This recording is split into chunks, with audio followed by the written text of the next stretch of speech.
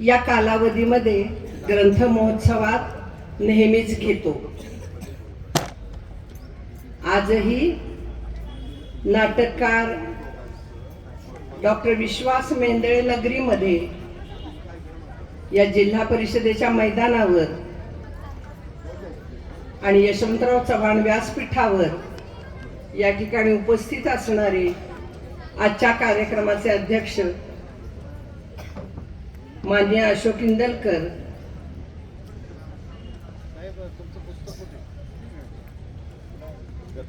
या ठिकाणी आता उपस्थित असणारे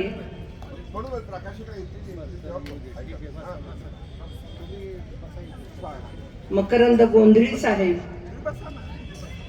आताचा कार्यक्रम सादर करणारे श्रीयुत एकनाथ आव्हाड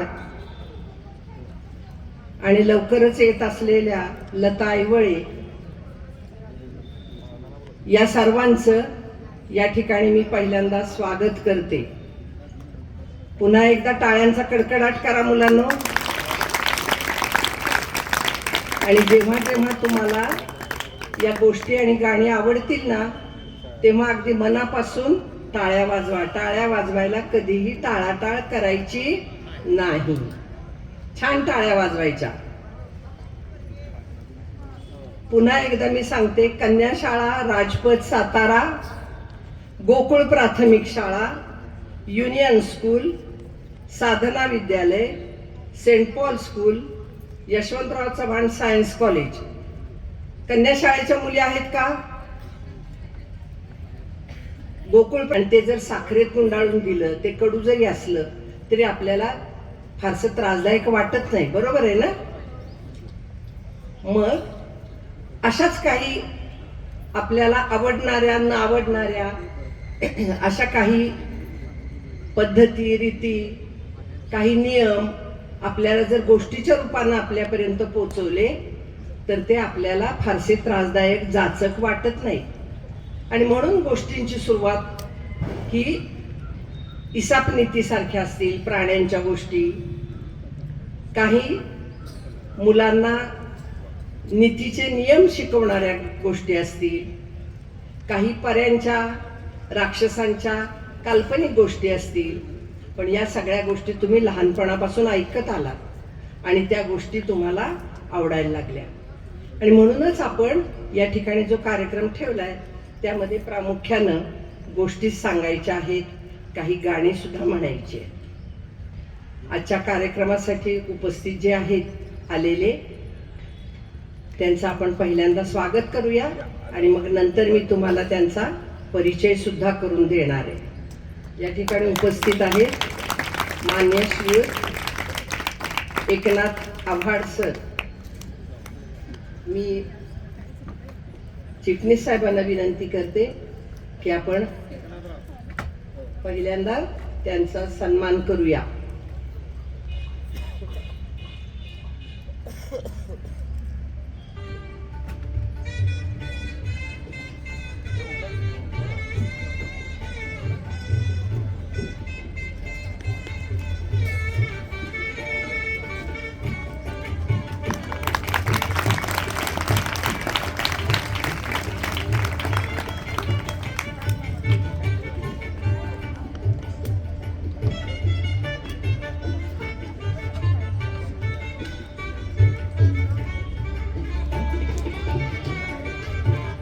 यानंतर माननीय लता ऐवळे याही या ठिकाणी उपस्थित झालेल्या आहेत, त्यांचा सत्कार पाटणे सर करतील।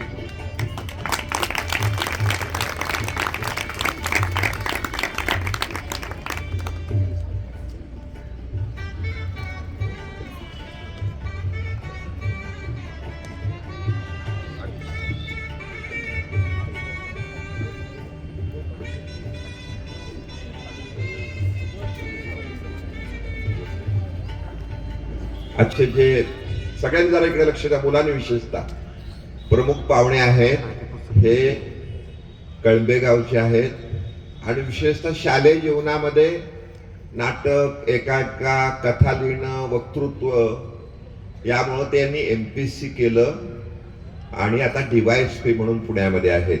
त्यांची 4 पुस्तकं प्रकाशित आहेत. त्यांनी काळा जगात कौतुक करूया. शेवटी त्या अध्यक्ष भाषणामध्ये त्यांचं शालेय जीवनातली माहिती देतील जी तुम्हाला उपयोगी असेल.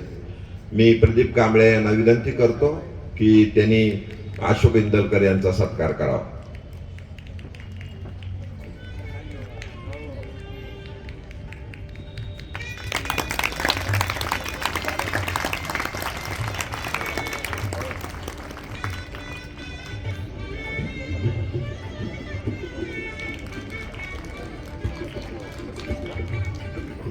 आपल्या साताऱ्यामध्ये शिक्षणाधिकारी म्हणून काम केलेले पूर्वी आणि आता शिक्षण संचालक पदावरून निवृत्त झालेले माननीय श्री मकरंद गोंधळे दरवर्षी आपल्या या कार्यक्रमाला उपस्थित असतात. त्यांनी लिहिलेल्या पुस्तकाचा आता प्रकाशन माननीय एकनाथ आव्हाड सर यांनी करावं अशी मी विनंती करते.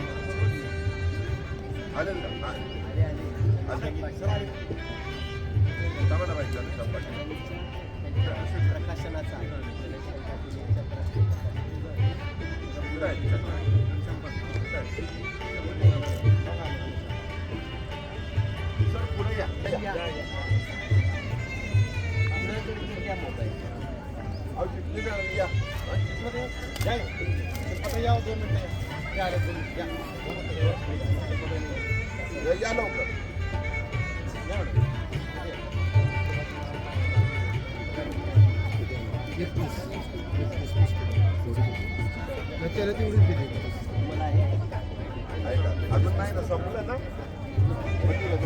ओके दोघात एक पकडा. आहे का? थांबा, इकडे बस मिळालं. असं जरा असा गोल करा. तुम्ही मागच थांबा, तुम्ही पुढे या. या पुढे. ओके हा, करेक्ट. Okay okay. आप राऊंड करायचं. हा समोर समोर समोर सर. करते आणि परिचय सर्वात पहिल्यांदा आपल्या या ठिकाणी उपस्थित असणारे एकनाथ आव्हाड सर यांचा करून देते. मुलांनो, कोविडच्या काळामध्ये लोकांना वेळ कसा घालवावा असा प्रश्न पडला होता, कारण आपण बाहेर जाऊ शकत नव्हतो. बाहेर जाता येत नव्हतं, घरामध्ये काही फारसं कामही नव्हतं, मुलांना खेळायलाही संधी नव्हती. आणि अशा काळामध्ये काही बैठे खेळ मुलांसाठी तयार करणारे हे आव्हाड सर. त्यांनी सगळे हे सुंदरपैकी खेळ तयार केले. त्याच्यात वेगवेगळे मुलांना छंद लागतील असा विचार करून त्याविषयी पुस्तक पण लिहिलं, कविता लिहिलेल्या आहेत. आणि मग त्यांचं जे पुस्तक आहे ते दिलीप राज प्रकाशनानं प्रकाशित केलं. छंद घेई आनंद नावाचं अतिशय सुंदर पुस्तक, काव्यसंग्रह तयार झाला. आणि अशा प्रकारची पुस्तकं तयार झाल्यानंतर एक राजमान्य असा पुरस्कार त्यांना मिळाला. या पुरस्कारासाठी त्यांनी स्वतःहून कुठं अर्ज विनंत्या केल्या नाहीत, कुठं सांगायलाही गेले नाहीत. लोकांनी त्यांना शोधून काढलं आणि भारतातला अतिशय मानाचा, सन्मानाचा पुरस्कार जो आहे तो 2023 सालचा साहित्य अकादमीचा बालसाहित्य पुरस्कार त्यांना लाभला. पहिल्यांदा आपण टाळ्या वाजवून त्यांचं कौतुक करूया. असा हा अत्यंत मानाचा पुरस्कार प्राप्त करणारे आपले आजचे पाहुणे, करी मनोरंजन जो मुलांचे, जडेल नाते प्रभूशी तयाचे. म्हणून असं प्रभूशी नातं जोडणारे, मुलांमध्येच प्रभूला पाहणारे असे हे एकनाथ आव्हाड सर. हे मूळचे कुठले आहेत तर ते नाशिक जिल्ह्यातले. नाशिक जिल्हा, सिन्नर तालुका आणि तिथलं दापूर नावाचं गाव.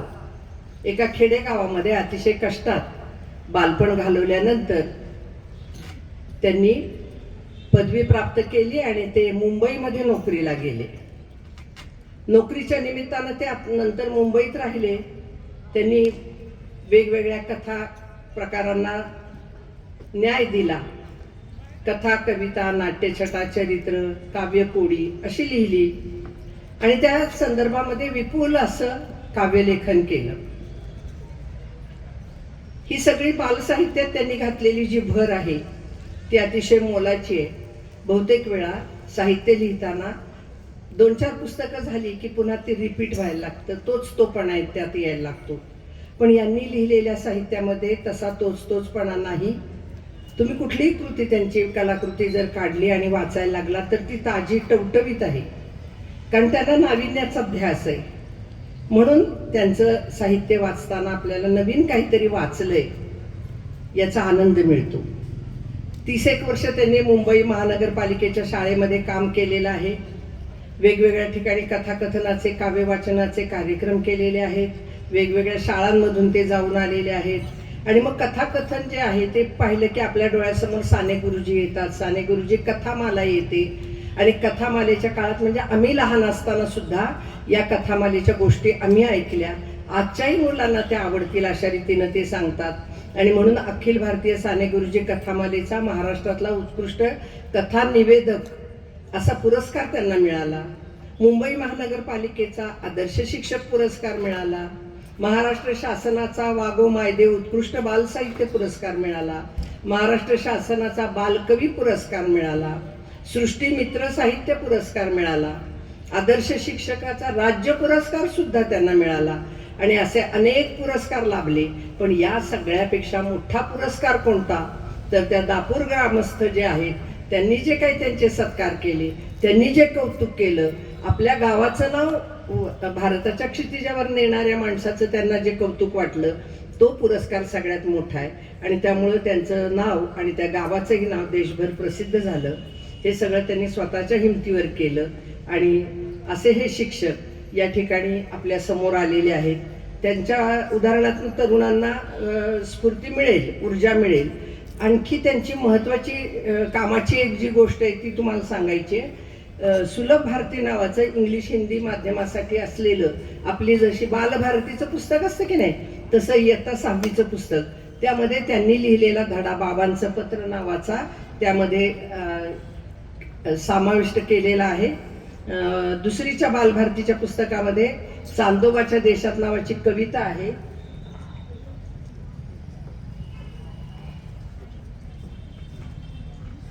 आणि उर्दू बालभारती जे आहे त्यामध्ये शेतकरी दादा नावाचा आहे. त्याशिवाय MA च्या पहिल्या फर्स्टसाठी रामानंद तीर्थ विद्यापीठ नांदेड जे आहे त्या ठिकाणी आनंदाची बाग या पुस्तकाचं समावेश केलेला आहे.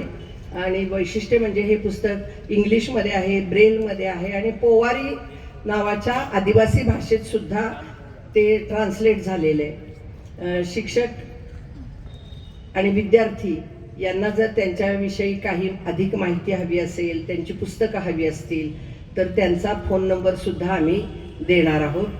जर तुमच्याकडे कागद असेल तर लिहून घ्यायला हरकत नाही. या कार्यक्रमाच्या शेवटी पुन्हा एकदा तो सांगितला जाईल. आता ज्यांना हवा असेल त्यांनी लिहून ठेवा. 9821-777-968. तर या अशा अतिशय सिद्ध असतं अशा लेखकाचं पुन्हा एकदा आपण टाळ्या वाजवून कौतुक करूया. आता या ठिकाणी चक्राक प्रकाशनचे श्री घनश्याम पाटील आलेले आहेत. त्यांचा आपण सत्कार करत आहोत श्री अशोक इंदलकर यांच्या हस्ते.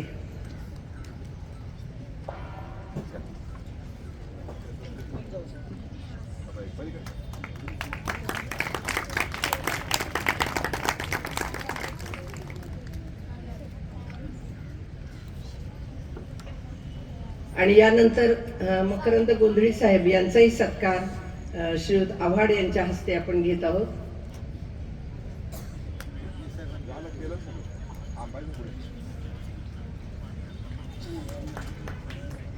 पुन्हा एकदा टाळ्यांच्या गजरात.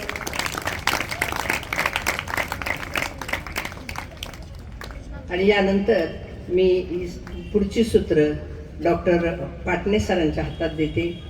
टाळ्या वाजवायला टाळाटाळ करायची नाही.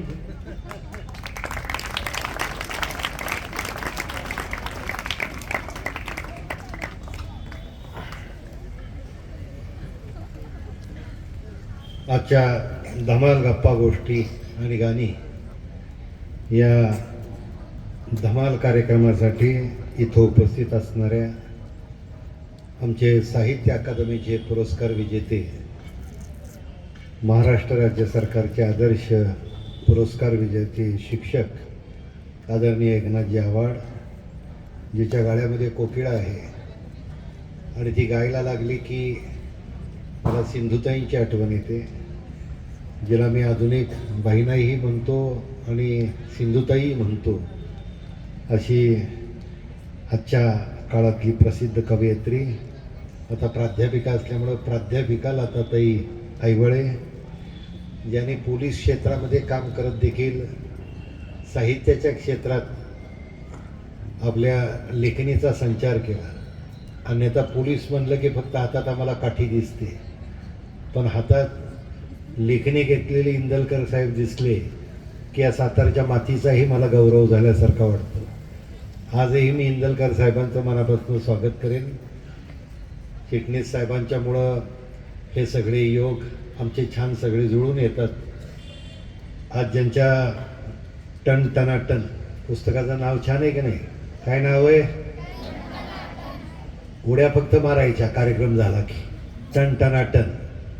आणि या पुस्तकाला खऱ्या दृष्टीनं साहित्याच्या जगात आणण्यासाठी ज्यांनी बहुमोल काम केलं ते माझे मित्र घनश्याम पाटील आणि या पुस्तकाचे लेखक, कवी आणि कलावंत, महाराष्ट्र राज्याचे उपशिक्षण संचालक माजी म्हणून ज्यांनी आपली कारकीर्द केली ती MK गोंधळी.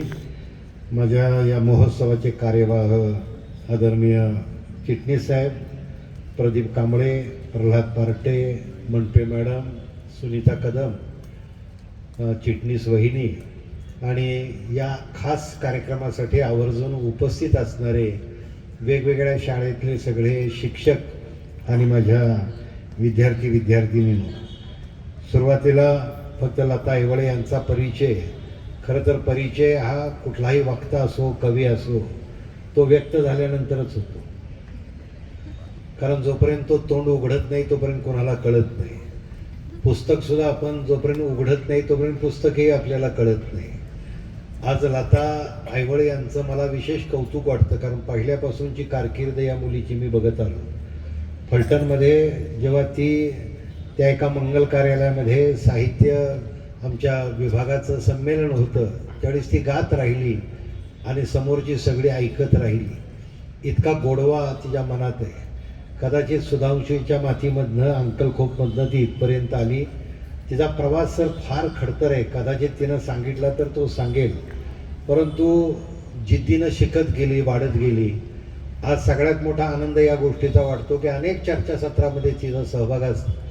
जसं एकनाथ आव्हाड हे आम्हाला माधव राजगुरूंच्या इथं आम्ही एकत्र भेटलो, त्यावेळी आम्ही पाठ्यपुस्तक मंडळामध्ये एकत्र काम करत होतो. आव्हाड नंतरच्या काळामध्ये एवढी उत्तुंग झेप घेतील याची सगळी लक्षणं आम्हाला तिथं दिसत होती. कारण ते कसं आहे की आम्ही प्राध्यापक असलो तरी ते आम्हाला लहान मुलंच समजायची आणि इतक्या छान छान गोष्टी सांगायची. त्या आव्हाडनंतर मुंबईच्या महासागरासारखे असे विशाल झाले, त्याचाही आनंद मला आहे. लता ऐवळे यांचं विशेष कौतुक असं, ज्या व्यासपीठाला आपण यशवंतराव चव्हाणांचं नाव देतो त्यांच्या नावाचाही पुरस्कार आज लताबाईंना मिळाला आहे. मी त्यांचं विशेष अभिनंदन करतो. त्यांचे पुरस्कार इतके मोठे आहेत आणि त्यांचा परिचय इतका मोठा आहे की माझ्यातला प्राध्यापक पुन्हा एकदा जागा होण्याची शक्यता आहे. मी फक्त मिळालेले पुरस्कार सांगतो. प्रकाशित साहित्य तिचं आहे. बाप नावाचा कविता संग्रह आहे. कविता माझ्या मनातल्या हा प्रतिमा पब्लिकेशननं प्रकाशित केलेला काव्यसंग्रह आहे. दार उघड बयेदार हा ललित संग्रह आहे. महाराष्ट्र टाइम, दैनिक सकाळ, पुढारी, लोकमत, पुण्यनगरी अनेक प्रकारचं स्फुटलेखन त्यांनी केले. मऊ, चतुरंग, पद्मगंधा, प्रतिमा या दिवाळी अंकातून लिहिलंय. आणि सांगलीच्या आकाशवाणीमध्ये ती निवेदक म्हणून मला भेटली. मला माहीत नाही पुढं सिलेक्शन झालं का नाही, झालं होतं, पण तिनं ते स्वीकारलं नाही. कारण त्यावेळी आपल्या इथले प्रसिद्ध अभिनेते ते किरण माने आणि मी, कारण आम्हाला त्यावेळी चिटणीस साहेब जे सिलेक्शन करायचं होतं त्यावेळी व्यक्ती दाखवली जायची नाही, तिला पाठीमागं ठेवायचं, कारण ती निवेदक म्हणून ती आकाशवाणीवर येणार आहे. आणि लता आईवळे बोलायला लागल्या आणि का कोणास ठाऊक तिनं नाव न सांगता माझ्या डोक्यामध्ये अशी वेल जन्माला आली फुलांची.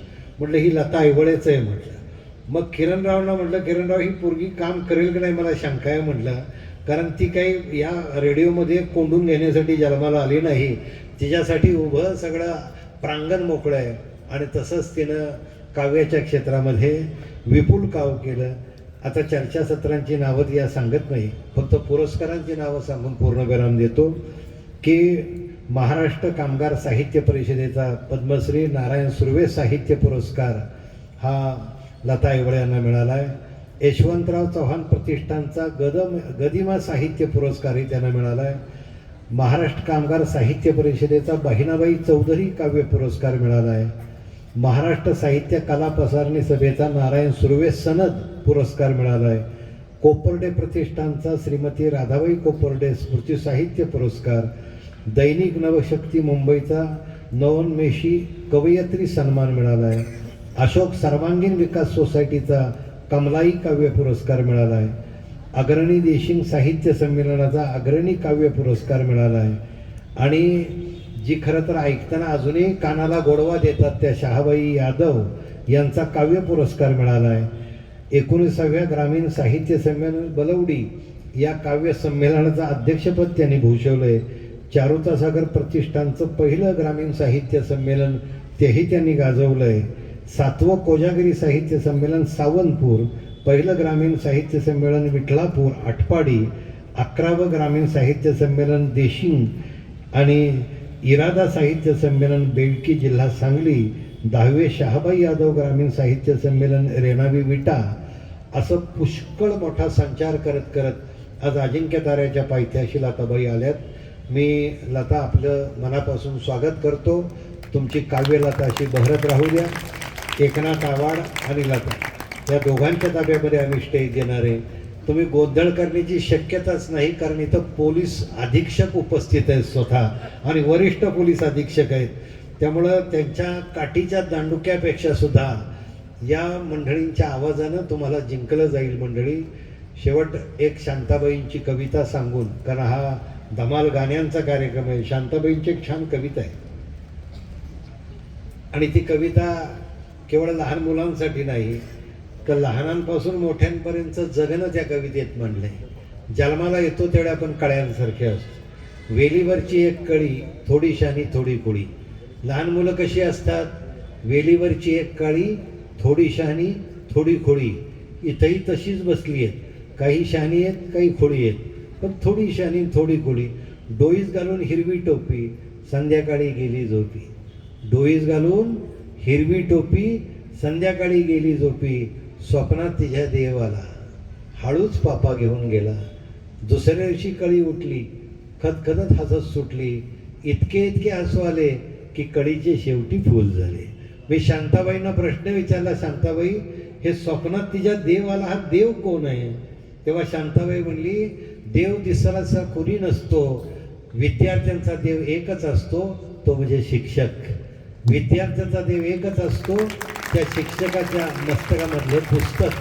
आणि म्हणून सगळे देव तुमच्याकडेनं तुमच्या बाजूनं उभे आहेत. त्या देवांना फक्त मी नेहमी सांगतो की देव सुद्धा स्वप्नात यावा असा छान असला पाहिजे बरं का. म्हणजे देवाला सुद्धा व्यक्तिमत्व असावं. शिक्षकाला कित्येक देव का कोणाटो कशा दाढ्या मिशा इतक्या वाढवतात बरं का, की प्रत्यक्षात बघितलं की पोरं दचकतात. स्वप्नात गेलात तर बेडवरनं खालीच पडण्याची शक्यता असते. म्हणून देवाला सुद्धा देवत्व त्यावेळी प्राप्त होतं ज्यावेळी शिक्षक सुद्धा आपलं कर्तृत्व करतो. असे कर्तृत्व संपन्न 2 शिक्षक, त्यांच्या संगतीला इंदलकर साहेब, या सगळ्यात आता या धमाल गोष्टी गाण्यांचा कार्यक्रम रंगत जाणार आहे. पुन्हा एकदा जोरदार टाळ्या वाजवून आजच्या पाहुण्यांचं आपण स्वागत करू.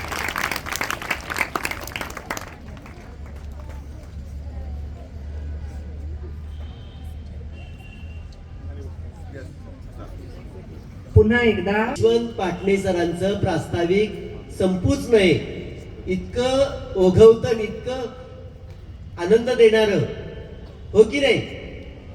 तर मुलांनो, आजच्या या निमित्ताने आमचे आदरणीय परममित्र श्री चिटणीस सर, ज्यांनी मुलांसाठी नाट्य लिहिलं आणि ते मुलांकडून सादर करून घेतलं, अशा आमच्या चिटणीस वहिनी पाटणे सर, ज्यांनी अतिशय सुंदर असं मुलांसाठी टन टनाटन नावाचं बालकविता संग्रह प्रसिद्ध केला, असे प्रकाशक आमचे मित्र चपराकडे घनश्याम पाटील सर, आणि ज्यांनी हे पुस्तक तुम्हाला मुलांसाठी लिहिलं ते एम के गोंधळी सर.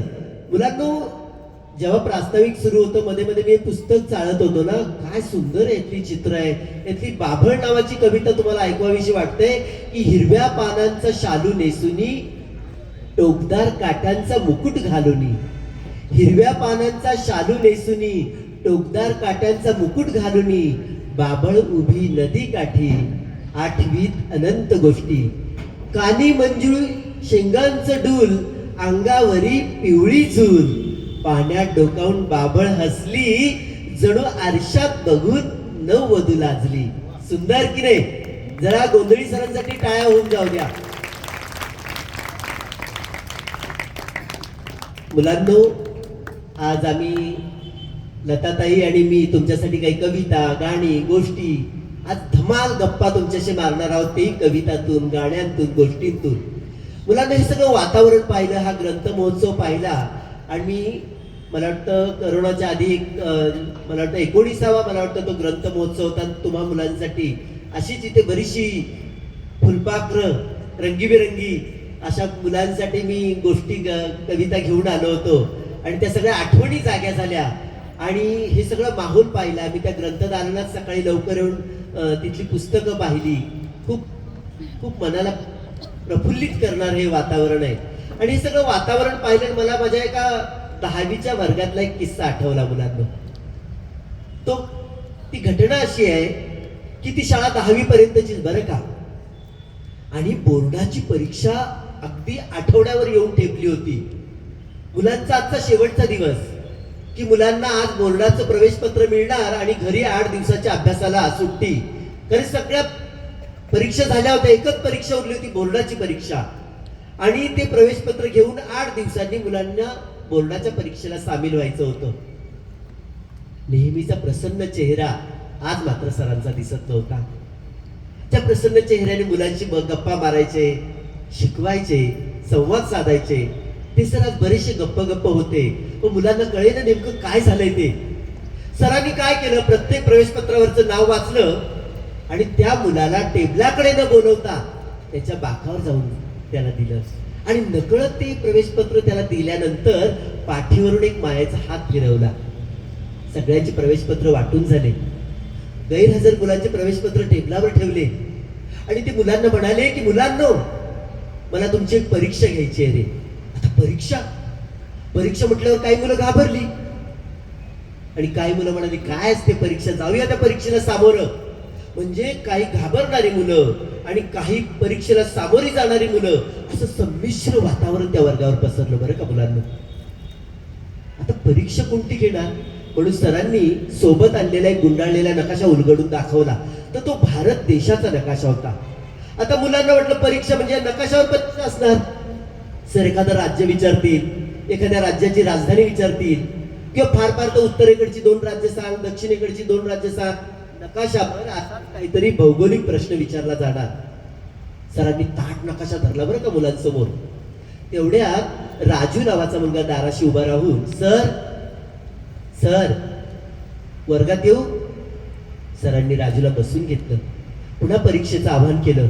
सरांनी काय केलं, ते नकाशाचे तुकडे केले, टेबलावर ठेवले, आणि मुलांना म्हणाले गटागटाने या आणि या देशाचा नकाशा मला जोडून दाखवा. हुशार मुलांचा गट पुढे सरसावला. ते नकाशाचे तुकडे घेतले, एक एक तुकडा ती हुशार मुलं जोडायला लागली. पण ज्या नकाशाचा ते अभ्यास करत होती ते जोडल्यानंतर मुलांच्या लक्षात आलं की हा नकाशा तो नव्हे, काहीतरी कुठेतरी चूक राहिली. पण मुलांना कळे ना की नेमकी कोणती चूक राहिली. दुसरा गट पुढे आला, त्यांनी नकाशाचे तुकडे हातात घेतले, ती मुलं जोडण्याचा प्रयत्न करायला लागली. पण त्या मुलांना सुद्धा नकाशा जोडता आला नाही. तिसरा गट आला, चौथा. असं करता करता दारातून उशिरा आलेला राजू शेवटी त्या मुलांना म्हणाला, मी प्रयत्न करून पाहू का रे. मुलांनो राजू म्हणाला नाही, द्या ते नकाशाचे तुकडे माझ्याकडे, मी नकाशा जोडून दाखवतो. राजू असं म्हणाला नाही, मी प्रयत्न करून पाहू का. मुलांनो, तुम्ही लहान आहात, पण लक्षात ठेवा, प्रयत्नात खूप मोठी ताकद असते. प्रयत्नाने आपण अशक्य गोष्ट सुद्धा शक्य करून दाखवू शकतो. असं म्हणतात की वाळवंटात नंदनवन फुलवण्याची ताकद या प्रयत्नात असते. राजू म्हणाला, मला एकदा संधी तर द्या. मुलांनो, संधी प्रत्येकाचं दार ठोठावत असते बरं का, तुमचं आमचं प्रत्येकाचं. पण या संधीचं आपल्या परिश्रमाने कसं सोनं करायचं हे ज्यानं त्यानं ठरवायचं असतं. तो राजू म्हणाला, मला एकदा संधी तर द्या. मुलांना असं म्हणतात की नशीब आपलं दार एकदा तरी ठोठावून जातं. नशीब आपलं दार एकदा तरी ठोठावून जातं. आत येऊन प्रयत्न पाहून यशाचं माप ठरवून जातं. तो मुलगा म्हणाला, एकदा संधी तर द्या. तर हुशार मुलांनी नकाशाचे तुकडे राजूकडे दिले आणि म्हणाले, जोड. कसं जोडतोयस ते बघतो आम्ही नकाशा. राजू एक एक नकाशाचा तुकडा जोडायला लागला. मुलांनो राजू नुसतं नकाशा जोडत नव्हता बरं का रे.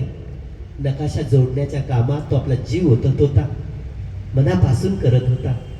आणि तुम्हाला माहितीच आहे, कुठलंही काम जीव ओतून केलं, मनापासून केलं की यश त्याच्यापासून फार काळ दूर राहू शकत नाही.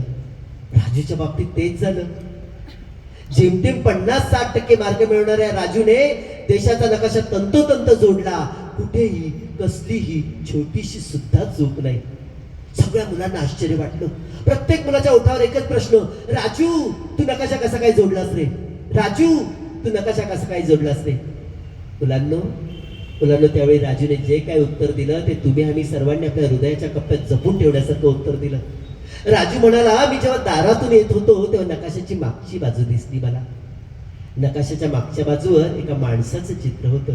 मी काय केलं, नकाशाच्या मागच्या बाजूचा माणूस जोडला, देश आपोआप जोडला गेला. माणूस जोडला, देश आपोआप जोडला गेला. मुलांनो, शिरीष चिटणीस काय, पाटणे सर काय, त्यांचे सगळं हे पदाधिकारी, त्यांचे सगळे सहकारी, हे अनेक हात हा ग्रंथ महोत्सव यशस्वी करण्यासाठी झटत आहेत दिवस रात्र. हे कशासाठी? माणूस जोडण्याचं उत्तम उदाहरण याच्याशिवाय दुसरीकडे दिसणार नाही. मुलांना बघा ना, या ग्रंथ महोत्सवाच्या निमित्ताने मी मुंबईमधून आलो, लताताई सांगलीहून आल्या तुम्हा मुलांशी गप्पा मारण्यासाठी, तुम्हा मुलांशी कवितेच्या माध्यमातून, गाण्याच्या माध्यमातून, गोष्टींच्या माध्यमातून जोडून घेण्यासाठी. जेव्हा मला भारत सरकारचा तो साहित्य अकादमी जाहीर झाला ना, एका पत्रकाराचा फोन आला आणि म्हणाले की तुम्ही 30 वर्ष लिहिताय, कसं वाटतं तुम्हाला. मी म्हटलं थोडी दुरुस्ती करू का. म्हटलं मी 30 वर्ष लिहितोय असं म्हणण्यापेक्षा मुलांनी मला 30 वर्ष लिहित ठेवलं असं फार महत्वाचं आहे. कारण मुलांनो, आमच्या कविता गोष्टी ह्या खरं तर तुमच्या माध्यमातून फुलून येतात. जेव्हा एखादा मुलगा कॉइन बॉक्स मधून कुठून तरी दुरून आमच्याशी संवाद साधतो आणि काका, सर, दादा, ताई, आम्हाला तुमची ती कविता, ती गोष्ट खूप आवडली बरं का, अशीच गोष्ट आमच्यासाठी लिहा, आम्हाला केवढा उत्साह वाटतो. तो कॉइन बॉक्स मधला तो संवाद, त्या मुलाचं बोलणं आम्हाला लाख मुलाच्या पुरस्कारासारखं मोठं वाटतं.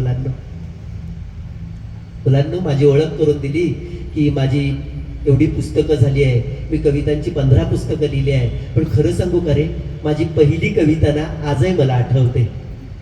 मी पहिली लिहिलेली कविता कुणावर लिहिली असेल, कुठला विषय असेल माहिती आहे तुम्हाला. तर मी नुकताच शिक्षक म्हणून झालो होतो. मी मुंबई महानगरपालिकेच्या शाळेत शिक्षक बरं का, आणि त्याचा मला सार्थ अभिमान आहे. कारण माझं 1ली ते 7वीचं शिक्षण मुंबई महानगरपालिकेच्या शाळेतच झालं. तेव्हा शिक्षक होताना मी ठरवलं की ज्या महापालिकेने माझी शालेय जीवनाची घडी बसवली आहे त्याच महापालिकेत मी शिक्षक म्हणून रुजू होणार, माझी सेवा देणार, हे मी माझे मनाशी त्याच वेळी पक्क केलं होतं. आणि महापालिकेच्या शाळेत गेलो, चिमुकले, कितीतरी डझनभर डोळे माझ्याकडे उत्सुकतेने पाहत होते.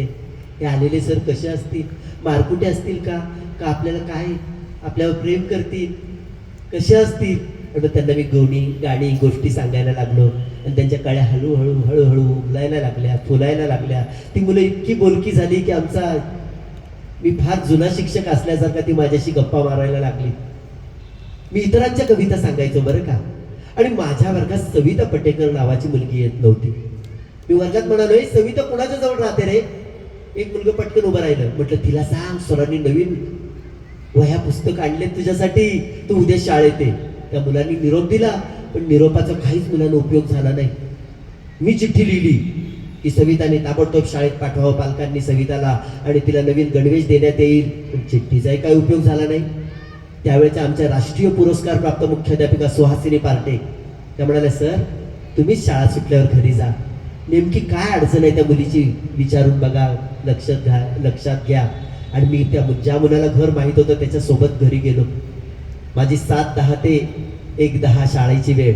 1:10ची वेळ संपल्यानंतर त्या मुलाला घेऊन त्या मुलीच्या घरी गेलो. घर म्हणजे काय, असं छोटंसं गटार, तो बोळ, आणि त्या बोळात एक पाय इकडे टाकायचा, दुसरा पाय त्या गटाराच्या बाजूला टाकायचा, असं दिव्य करत त्या मुलीचं घर गाठलं. घर म्हणजे काय, 4 पत्रे, वरती सिमेंटचा पत्रा, दार म्हणजे 2 फळ्या, त्याला 2 लाकडी पट्ट्या, आणि दारांची कडीच काय, कारण चोरण्यासारखं घरात काहीच नव्हतं. जमिनीचे पोपडे निघालेले, 4 अल्युमिनियमची भांडी. मुलांना आमच्या मुंबई महानगरपालिकेच्या शाळेत येणारी मुलं अतिशय प्रतिकूल परिस्थितीतून येत असतात. अनेक पालकांना त्या मुलाच्या इयत्ता माहीत नसतात, त्यांची तुकडी माहीत नसते. त्यांना एवढंच ठाऊक असतं की आपलं मूल शाळेच्या वेळेत सुरक्षित राहील, त्याला मधल्या सुट्टीत खिचडी मिळेल, शिक्षक त्याच्यावर प्रेम करतील, माया करतील. आणि अशा मुलांना घेऊन त्यांची बोलीभाषा जपत त्यांना प्रमाण भाषेकडे वळवायचं, त्यांची आनंदाची बाग फुलवायची. फार हे जरी महापालिकेच्या प्रत्येक शिक्षकासाठी चॅलेंज असलं तरी हे काम करताना खूप मनापासून आनंद मिळतो. तर मुलांना मी तुम्हाला सांगत होतो, सविता पटेकर माझ्या आयुष्यातली पहिली कविता. त्या मुलीला भेटलो, ती मुलगी एकदम घाबरली. म्हटलं, "कुठे आहे तुझी आई?" ती मुलगी म्हणाली, "आई गेली कामाला." "कधी येणार?" 3च्या सुमारास. म्हटलं, "आता थोडा वेळ वाट बघून या गोष्टीचा छडा लावूनच जायचं." पुन्हा बाहेर गेलो, त्या मुलाला घरी पाठवलं, आणि 3च्या सुमारास मी त्या मुलीच्या घरी गेलो. आई आली होती. थोडासा माझा एवढा वेळ गेला होता, त्यामुळे थोडासा आवाजाचा पट्टा वाढलाच होता. म्हटलं, "का हो तुम्ही मुलीला शाळेत पाठवत नाही? एवढी चिठ्ठी पाठवली, एवढा निरोप दिला." म्हणजे, "काय करू साहेब, सकाळी लवकर उठते, त्या मुलीला उठवते, स्वयंपाक पाणी करते, कामाला जाते." म्हटलं, "7ची शाळा, त्याच्या आधी तुम्ही कामाला जाता म्हणजे कोणतं काम करता?" ती बाई म्हणते, "मी कचरा वेचायच्या कामाला जाते. लवकर गेले तर चांगले कागद भंगार हाताशी मिळतं, दुपारी ते विकते, आणि पुन्हा 2 घास पोटात ढकलले की धुण्या भांड्याच्या कामाला जाते." म्हटलं, "हिची आई, हिचे वडील कुठे आहे?" म्हणे, "हिचे वडील वारले, हिला आधार मी, मला आधार ही." वाईट वाटलं मला, माझा आवाज एकदम खाली आला. म्हटलं, "काही झालं, तुमच्या वाट्याला जे आयुष्य आलंय ते तुमच्या मुलीच्या वाट्याला आलं तर बरं वाटेल का हो? काही करा, याच्यातून मार्ग काढा, पण शिक्षण वाचून पर्याय नाही. तिला शाळेत आणा." दुसऱ्या दिवशी ती बाई कामाला न जाता मुलीला ओढत शाळेत घेऊन आली. मुलांना त्यावेळी जे काही मला वाटलं, ती बाई तिची अगदी हृदय पिळवटून तिची कहाणी सांगत होती. हे सगळं ऐकून मी खूप अस्वस्थ झालो बाळांनो. घरी गेलो, ते सगळं डायरीत शब्दबद्ध केलं, आणि आयुष्यात पहिली कविता लिहिली, अगदी कालच लिहिल्यासारखी. ती आजही मला लख्ख आठवते. ऐकायची आहे ती पहिली कविता तुम्हाला? माझ्या वर्गातल्या मुलीवरची. माझ्या कवितेचं शीर्षक सुद्धा होतं, सविता पटेकर सतत गैरहजर. ऐकाय कविता. शाळेत आली आई आपल्या मुलीला घेऊन, काकूळ तिला येऊन म्हणाली, "यापुढे नाही राहायची घरी मास्तर, वर्गात घ्यायला ठेवून." काकूळ तिला येऊन म्हणाली, "यापुढे नाही राहायची घरी मास्तर, वर्गात घ्यायला ठेवून." मुलीचं नाव सविता पटेकर, वर्गात सतत गैरहजर. आई म्हणाली, "रोज ही घरी त्रास देते, आणि शाळेत जा म्हटलं तर अंगावर पांघरून घेते. रोज ही घरी त्रास देते, शाळेत जा म्हटलं तर अंगावर पांघरून घेते. खायला लिहायला मात्र चांगलं मागते, आणि या त्या कारणावरून माझ्याशी रुसते. हिच्यासाठी काय काय करू, कुणाकुणाचे पाय धरू, 4 घरची धुणभांडी सुद्धा करते, त्या पोरीसाठी मरमर मरते. नवरा माझा गेला मरून." आईचं बोलणं पोट तिडकीनं, पण पोरगी मात्र डिंब. नाव तिचं सविता पटेकर, वर्गात सतत गैरहजर. मी मुलीला म्हणालो, "का ग शाळेत येत नाहीस? खरं सांग, मी तुला मारणार नाही." मी मुलीला म्हणालो, "का ग शाळेत येत नाहीस? खरं सांग, मी तुला मारणार नाही." मुलगी काहीच बोलेना. मुलगी काहीच बोलेना. आईला आला राग. आईनं तिच्या गालफडात मारलं, आणि मुलीने आईकडे रागानं पाहिलं. मला वाटलं इथे चुकतं कोणाचं, त्या मुलीचं की तिच्या आईचं, मास्तरांचं की इथल्या शिक्षण पद्धतीचं? मीही काहीसा निरुत्तर. सविता पटेकर, वर्गात सतत गैरहजर. मनापासून ठरवलं हिची समस्या शोधून काढावी, मनापासून ठरवलं हिची समस्या शोधून काढावी, अभ्यासाची पुस्तकं आणून तिला द्यावी. या लहानशा जीवाला आता आपण समजून घेऊ, या लहानशा जीवाला आता आपण समजून घेऊ. आपल्यातला अर्धा डब्बा रोज तिला देऊ. मनाशी सारं ठरवून एक एक विषय घेतला. खेळ गाणी गोष्टींचा तासयाच घेतला. दुसऱ्या दिवशी वर्गात गेलो, हजेरी घेतली, नाव पुकारलं. दुसऱ्या दिवशी वर्गात गेलो, हजेरी घेतली, नाव पुकारलं, सविता पटेकर. पण मुलं म्हणाली गैरहजर. माझं मन सुन्न झालं. कालचा दिवस आठवला. बॅगेतल्या डब्याकडे लक्ष गेलं. टेबलावर तिच्यासाठी पुस्तक होती. या पुस्तकात तिचं आता कसं शोधू उत्तर, या पुस्तकात तिचं आता कसं शोधू उत्तर. तेवढ्यात दारातून कोवळे शब्द आले. सर वर्गात येऊ. दाराकडून पाहिलं तर दारात सविता उभी, शाळेच्या गणवेशात, 2 घट्ट वेड्या घालून. माझं मन फुललं. वर्गातली मुलं एका सुरात म्हणाली, सर सविता हजर, सर सविता हजर, सर सविता हजर. मुलांना माझ्या वर्गात ती सविता तर यायला लागलीच. तिने त्या वर्षीच्या बालकोत्सवात वैयक्तिक नृत्याचं पहिलं बक्षीसही मिळवलं. पण सगळ्यात आणखी आनंदाची गोष्ट की ती सविता आली. मुलांच्या 5वीच्या वर्गाला मी ती कविता वाचून दाखवली. किती कळली माहिती नाही बरं का. फक्त एकदा हजेरी घेत असताना एक रमेश नावाचा मुलगा 2 दिवस आला नाही. म्हटलं अरे रमेश का रे आला नाही. एक मुलगा पटकन उठून उभा राहिला. ते म्हणले सर त्याच्या सुद्धा सवितासारखी कविता नाही, म्हणजे तो सुद्धा शाळेत येईल. मला वाटलं त्याची ही जी प्रतिक्रिया आहे ना ती माझ्यासाठी लाख मोलाचा पुरस्कार एवढी आहे मुलांना. तर आषाढी गप्पा किस्से आठवणी सांगणारच आहे. आता आपण लताताईंना ऐकूया. मी माईक लताताईंकडे देतो.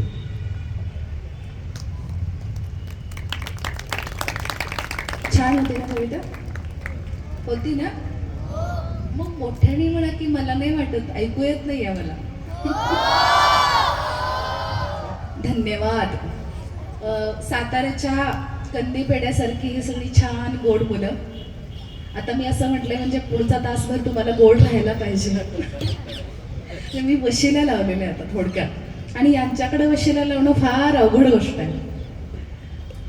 तर आजच्या या सातारा ग्रंथ महोत्सवातील सगळ्या सहभागी सदस्यांना, सगळ्या राबणाऱ्या हातांना कुणाचाही नामोल्लेख न करता मनापासून सलाम करते.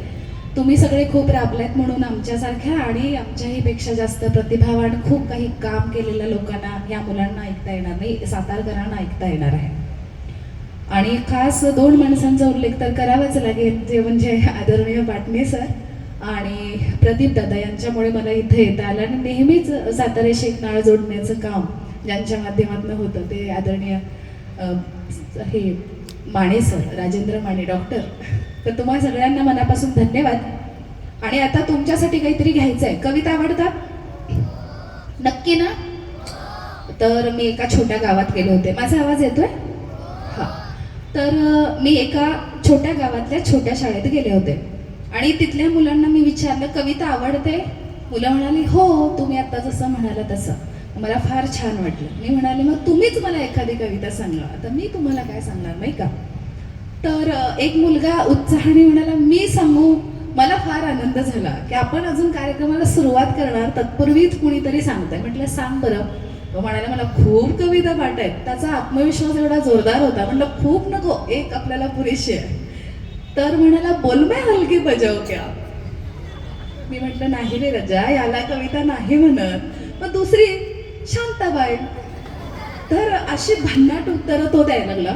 मग मी म्हटलं नाही रे सोन्या, याला नाही कविता म्हणत. कविता बघ पाठ्यपुस्तकात असते. तुला मराठीला नव्हती का कविता, नाच रे मोरा आंब्याच्या बनात वगैरे. असं करून आम्ही ते गाडं सरते शेवटी कसं तरी रुळावर आणलं. तर मला याची खात्री आहे की आज काही आपण ह्या गटात नाही. साताऱ्यातली काम तयार असणारी हुशार मुलं मुली आहेत आणि विशेषतः मागं जी बसले त्यांच्याकडून माझं जास्त लक्ष आहे बरं का. कारण मला पाटणे सरांनी सांगितलंय जी मागं आहेत ना ती सगळी हुशार मुलं आहेत. पुढे आहेत ती फक्त थोडंफार ऐकतील, पण खरे प्रश्न हे शेवटी बसलेल्या मुलांना पडणार आहेत. त्यामुळे त्यांच्याकडे आमचं जास्त लक्ष आहे. तर कवितेतला विडंबन नावाचा एक साहित्य प्रकार आहे. आता आम्ही काही इथं समीक्षेच्या सुरात अजिबात बोलणार नाही, पण तुमच्या माहितीचं जेवढं आहे तेवढं सांगते. तर विडंबन म्हणजे काय, एखाद्या साहित्यिकानं एखाद्या कवीनं लिहिलेलं मूळचं जे गाणं आहे, मूळची जी कविता आहे, त्या कलाकृतीला धक्का न लावता परंतु त्याच्यात काही थोडेफार बदल करून एक विनोदासाठी म्हणून, गमतीसाठी म्हणून केलेली रचना, त्याला म्हणायचं विडंबन. हा, आता ऐका. झिंगाट ऐकलंय ना? मध्ये मध्ये काय होतंय? ठीक आहे, ओके. तर झिंगाट ऐकलंय? हा काय प्रश्न आहे का म्हणावा, आम्हाला पाठ आहे, होय ना? हा, तर आता ऐका त्याचं 4 ओळीचं विडंबन खास हुशार मुलांसाठी. ठीक आहे. आली परीक्षा समोर, ह्याचा अभ्यास होईना, किती वाचलं तरी बे ह्याच्या ध्यानात राहीना, ह्याला गणित येईना, ह्याला इंग्लिश येईना, समद्या पोरात ह्यो लय जोरात मार खातो या. असं मार खायचंय का? नाही. दुसरं एक विडंबन. नाचू किती कंबर लचकली. ऐकलंय ना? किती छान गाणं, माहितीये का? ऐकत राहावं असं वाटतंय. पण माझ्या एका मैत्रिणीने मला दुसरंच काहीतरी सांगितलं. तिला तिच्या सासूचा राग आला असेल, हो, मला काय त्याच, माझा काय दोष. तिनं काय सांगितलं बघा, पुढचं काय आहे? नाचू किती कंबर लचकली. ती काय म्हणाली? हासू किती सासू गचकली. अंघोळीला गेली होती, तिथंच पिचकली, बाय तिथंच पिचकली. अरे हसताय की तुम्ही? मला वाटत होतं हसायलाच येत नाही का काय साताऱ्यातल्या मुलांना. तर अशा सगळ्या गमती जमती सुरू राहतीलच. आणि आम्हाला अभ्यासात काही छान छान कविता होत्या, ज्या शांताबाईंचा उल्लेख सरांनी केला, पाटणे सरांनी. तर त्यांची फार सुंदर कविता होती. दृश्य असं आहे बघा, पाऊस पडतोय. आता तुम्हाला साताऱ्यातला पाऊस माहितीच आहे. छान असा पाऊस पडतो आहे आणि डोंगर जे आहेत ना ते हिरवे नाहीत, पिवळे आहेत अति पावसानं. तर बघा किती छान चित्र आहे. जरा नजरेसमोर चित्र आणा. कुठलं चित्र? पावसाचं. आपण लाडू खातो असं नव्हे. कुठलं चित्र नजरेसमोर आणायचंय? पावसाचं. हिरवी झाडी, पिवळा डोंगर, निळी सावळी दरी, बेट बांबूचे त्यातून वाजे वाऱ्याची पावरी. शांताबाईंनी दिले. हिरवी झाडी, पिवळा डोंगर, निळी सावळी दरी, बेट बांबूचे त्यातून वाजे वाऱ्याची पावरी, कभिन्न काळ्या खडका मधुनी. साताऱ्याचं तुमचं दृश्य नजरेसमोर आहे ना, सगळीकडे हेच असतं जिथं पाऊस जास्त आहे. कभिन्न काळ्या खडका मधुनी फुटती दुधाचे झरे, संतपणाने गिरक्या घेती शुभ्र शुभ्र पाखरे, सोनावळीच्या सोन फुलांचा बाजूस ताफा उभा, सोनावळीच्या सोन फुलांचा बाजूस ताफा उभा, उडती, असं काहीतरी ओळ आहे, उडती भिडती नभा, शुभ्र पाखरांचा थवा उडती भिडती नभा, अशी कविता आहे. हे सगळं ऐकल्यावर काय वाटतं? आता सरांनी किती छान गोष्ट सांगितली. ह्याचा तुमच्या वयोगटाला सांगायचं तर एकच गोष्ट, साहित्य माणसाला आनंद देतं आणि आयुष्यावर प्रेम करायला शिकवतं. त्याच्या पुढचं जे आहे ना ते बाळांनो आत्ता तुमच्या कक्षेत नाही आणि ते तुम्हाला सांगायचं नाही. तर एक छान कविता ऐकूया आणि ह्या कार्यक्रमाची माझ्या वतीनं मी सुरुवात करते. सरांनी तर फार दमदार सुरुवात केलेली आहे. ओपनिंग बॅट्समन इकडे आहेत बरं का. मी अशी ह्या बाजूला का बसले तुमच्या लक्षात आलं असेल. तर झाडं आवडतात? एका झाडाचं नाव सांगायचं पटकन, त्याशिवाय मी पुढे जाणार नाही. मुलं सांगतील, मागं बसलेली मुलं. आंबा. पहिल्यांदा आंबा आवडलं, किती छान. चला मग आपण आंब्याच्या झाडापासून सुरुवात करूया. म्हणजे सगळी झाडं नाही घेणार, एकच कविता घेणार. ठीक आहे. एक कविता मी घेते आणि माईक मग सरांकडे देणार आहे. व्यवस्थित ऐका. आता मी इतरांचं ऐकवत नाही, मी माझी कविता ऐकवते. कवितेचं शीर्षक गोष्ट झाडांची. कुठली कुठली झाडं आहेत तुमच्या घरी, कुठली आहेत, दारात कुठली आहेत? तुम्ही म्हणाल घरी झाडं नसतात मॅडम, दारातच असतात, बरोबर ना? तर दारात कुठली झाडं आहेत, शेतात कुठली आहेत, आठवायची. ऐका. खास साताऱ्यातल्या वेगवेगळ्या शाळांमधून आलेल्या गुणी विद्यार्थ्यांसाठी माझी ही कविता, गोष्ट झाडांची. ऐका हो ऐका हो ऐका हो गोष्ट झाडांची, ऐका हो ऐका हो ऐका हो गोष्ट झाडांची, कळ्यांची फुलांची पानांची गोष्ट झाडांची. ऐका हो ऐका हो ऐका हो गोष्ट झाडांची, कळ्यांची फुलांची पानांची गोष्ट झाडांची. पिंपळाचं झाड डेरेदार सावली देत गारेगार. पिंपळाचं झाड डेरेदार सावली देत गारेगार. त्याच्या छायेत त्याच्या मायेत त्याच्या छायेत त्याच्या मायेत बसलेल्या पोरा सोरांची ऐका हो ऐका हो ऐका हो गोष्ट झाडांची. कळ्यांची फुलांची पानांची गोष्ट झाडांची. आणि आता तुमचं लाडकं झाड आंब्याचं झाड सांगतं काय. आंब्याचं झाड सांगतं काय. रसदार आंबा देण्याची घाय. चव कैरीची चव रसाची चव कैरीची चव रसाची जिभेवर रुळल्या फोडीची. इकडचा प्रांत आहे. जिभेवर रुळल्या फोडींची ऐका हो ऐका हो ऐका हो गोष्ट झाडांची. कळ्यांची फुलांची पानांची गोष्ट झाडांची. बोरीचं झाड छोट फार झाडाला झाला बोरांचा भार. बोरीचं झाड छोट फार झाडाला झाला बोरांचा भार. थोडी तुरट थोडी आंबट थोडी तुरट थोडी आंबट आठवण जशी आजीची. ऐका हो ऐका हो ऐका हो गोष्ट झाडांची. कळ्यांची फुलांची पानांची गोष्ट झाडांची. चिंचेचं झाड खुणावत तोंडाला भारी पाणी सुटत. चिंचेचं झाड खुणावत तोंडाला भारी पाणी सुटत. खावाची गुर खावा मोहर खावाची गुर खावा मोहर शोभा फांद्या फांद्यांची. ऐका हो ऐका हो ऐका हो गोष्ट झाडांची. कळ्यांची फुलांची पानांची गोष्ट झाडांची. आणि आजच्या पर्यावरणाच्या समस्येवरचं उत्तर. इथली माती संपली तर इथलं पाणी संपलं तर. इथली माती संपली तर इथलं पाणी संपलं तर कसे जगणार काय खाणार. कसे जगणार काय खाणार. म्हणून लागवड करूया झाडांची. ऐका हो ऐका हो ऐका हो गोष्ट झाडांची.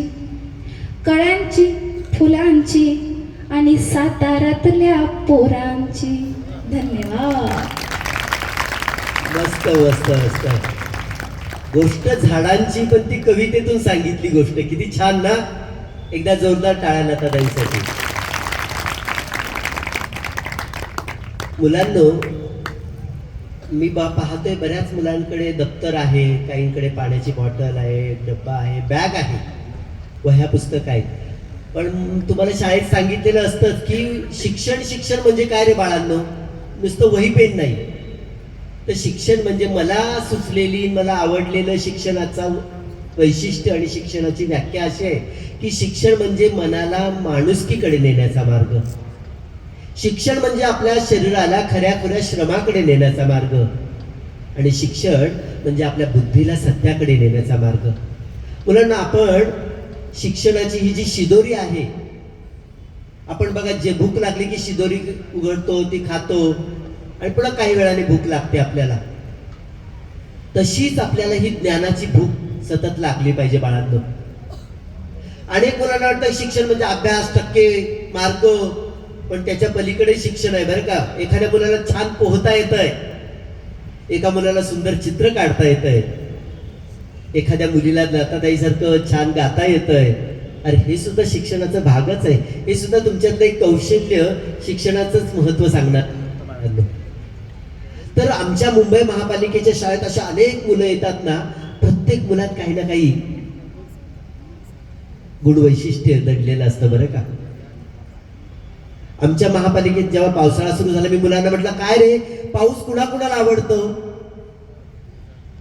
सगळ्या मुलांच्या हात वर, सगळ्यांना आवडतं. एक मुलाचा मात्र हात खाली होता. मी त्याला म्हटलं काय रे तुला पाऊस आवडत नाही. तर म्हणे नाही आवडत सर. अरे असं का करतो. पाऊस सृष्टी हिरवीगार करतो, शेतं फुलवतो, हा, तुला पाऊस आवडत नाही. म्हणे सर पावसाळ्यात माझ्या घरी या. आमचं गळणारं घर बघा, पाऊस आमचं घर सगळं ओलं चिंब करून टाकतो. आम्हाला रात्री झोपायला सुद्धा कोरडी जागा नसते. म्हणजे मला त्या मुलाच्या विचारावर विचार करावासा वाटला. खरंच आपण किती आनंदित सगळ्या कविता लिहितो. ह्या मुलांचं भावविश्व सुद्धा कुठेतरी कवितेत आलं पाहिजे असं मला वाटलं आणि मी एक कविता लिहिली मुलांना. कहाणी एका कवितेची. ऐका हा कविता. मी असं कुठे कार्यक्रमाला गेलो ना, मुलं असे बसलेले असतात मस्त ताट आणि मग हळूहळू हळूहळू हळूहळू असे ते वागतात. मग मी काय म्हणतो माहिती आहे, ज्ञानेश्वर. आणि असं म्हटल्याबरोबर मुलं लगेच ज्ञानेश्वरासारखे पुढे ताट समाधीला बसल्यासारखे. तर तुम्ही फार छान साताऱ्यातली मुलं एक कंदी पेढ्यासारखी गोड आत्ताच ताईने सांगितलं, त्यामुळे तुम्हाला काय म्हणावं लागणार नाही. म्हणून तर ज्ञानेश्वर नाही, तुम्ही तर ताट बसलेलेच आहात. तर का आता मी त्या कवितेला सुरुवात करतो. कहाणी एका कवितेची. बघा बाळांनो. घंटा झाली वर्ग लागला भरू, गुरुजींच्या कवितेने तास झाला सुरू. इतकं सोपं लिहिता आलं पाहिजे आपल्याला. घंटा झाली वर्ग लागला भरू, गुरुजींच्या कवितेने तास झाला सुरू. पावसाची कविता घेतली शिकवायला, पावसाची कविता घेतली शिकवायला. पण मध्ये मध्ये बोलायची परवानगी नाही कुणाला. शब्दांचा पाऊसच जणू वर्गावर बरसत, शब्दांचा पाऊसच जणू वर्गावर बरसत. कवितेचा आशय जाई मनोमनी झिरपत. शेवटच्या बाकावर भिंतीला टेकून, शेवटच्या बाकावर भिंतीला टेकून एक चिमुरडा होता, डोळे गच्च मिटून. मास्तरांच्या रागाचा पाराच चढला. जोरानेच ओरडून उठवले त्याला. दमातच घेऊन विचारले त्याला, रात्री काय तू सिनेमा पाहिला का गोडधोड जेवणावर ताव मारून आलास आणि वर्गात असा झोपी गेलास? भेदरलेल्या डोळ्याने त्यांनी सरांकडे पाहिले, भेदरलेल्या डोळ्याने त्यांनी सरांकडे पाहिले. गरीब आहे तर सर, कुणीतरी पटकन बोलले. मास्तर म्हणाले, गरीब? गरीब मग कपड्याला कसा अत्तराचा वास? गरीब मग कपड्याला कसा अत्तराचा वास? नाही सर, उदबत्त्यांचा वास येतो खास. वडील नाहीत त्याला, काम करून शिकतो, शाळेत येण्यापूर्वी तो उदबत्त्या विकतो. मग मास्तरांची कविता बाजूलाच राहिली. मग मास्तरांची कविता बाजूलाच राहिली. त्यांच्या डोळ्यात ती कविता वर्गाने वाहताना पाहिली, त्यांच्या डोळ्यात ती कविता वर्गाने वाहताना पाहिली. मुलांना असं शिक्षक विद्यार्थ्यांचं ऋणानुबंधाचं नातं असतं. एकदा मेची सुट्टी संपली आणि एक मुलगी माझ्याकडे वही नाचवत आली. सर, सुट्टीत मला आईने काय दिलं माहितीये का? म्हटलं काय दिलं? वही दिली. आणि म्हणाली, काय लिहिली? काय बी लिहू त्याच्यात? म्हणजे त्या मुलीला काय बी लिहूचं किती आनंद झाला बघा. म्हणजे आपण काय म्हणतो मुलांना, इथे बसू नको, तिथे बसू नको, हे करू नको, ते करू नको. मग ते मुलं विचारतं, मग मी काय करू? काय सारखा सारखा अभ्यास करू? तो तरी जमायला हवा ना. आमच्या बाबांना तरी कुठे जमला. बाबा 2 वर्ष 8वीत. बरं ते जाऊ द्या, मी काय करू ते सांगा. अहो, सांस्कृतिकच्या तासाला जोरदार भूपाळी म्हटली. घनश्याम सुंदरा श्रीधरा अरुण उदय झाला. बाई म्हणाले, आपट्या तो कृष्ण दचकून त्याच्या त्या भूपाळीला. बस का? अहो, एवढंच काय, पिटीच्या तासाला लेझिम करता करता जरा कुठं नाचून घेतलं तर पिटीचे सर बेंबीच्या देठापासून ओरडले, आपट्या अंगात आलं का रे तुझ्या? अहो, एवढंच काय, परीक्षेच्या पेपर मध्ये सुद्धा सगळं पाठ करून लिहायचो, मनातलं काहीच नाही.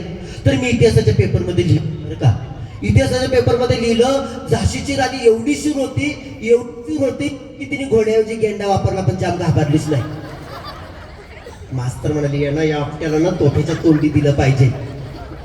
आता जाऊ दे, माझं हे मोठं दप्तर पाहिलं तर वर्गातल्या मुली म्हणतात नाकापेक्षा मोती जड आला. आता ते सगळं मरू द्या, आम्हाला नाटकात काम मिळालं नाही. काम काय होतं? नको त्यावेळी शिंकायचं. आणि नाटक सुरू झालं, कधी शिंकायचं तेच आठवण मला. नाटक बोंबललं, सगळी मुलं म्हणाली, तुझ्यामुळं तुझ्यामुळे तुझ्यामुळे.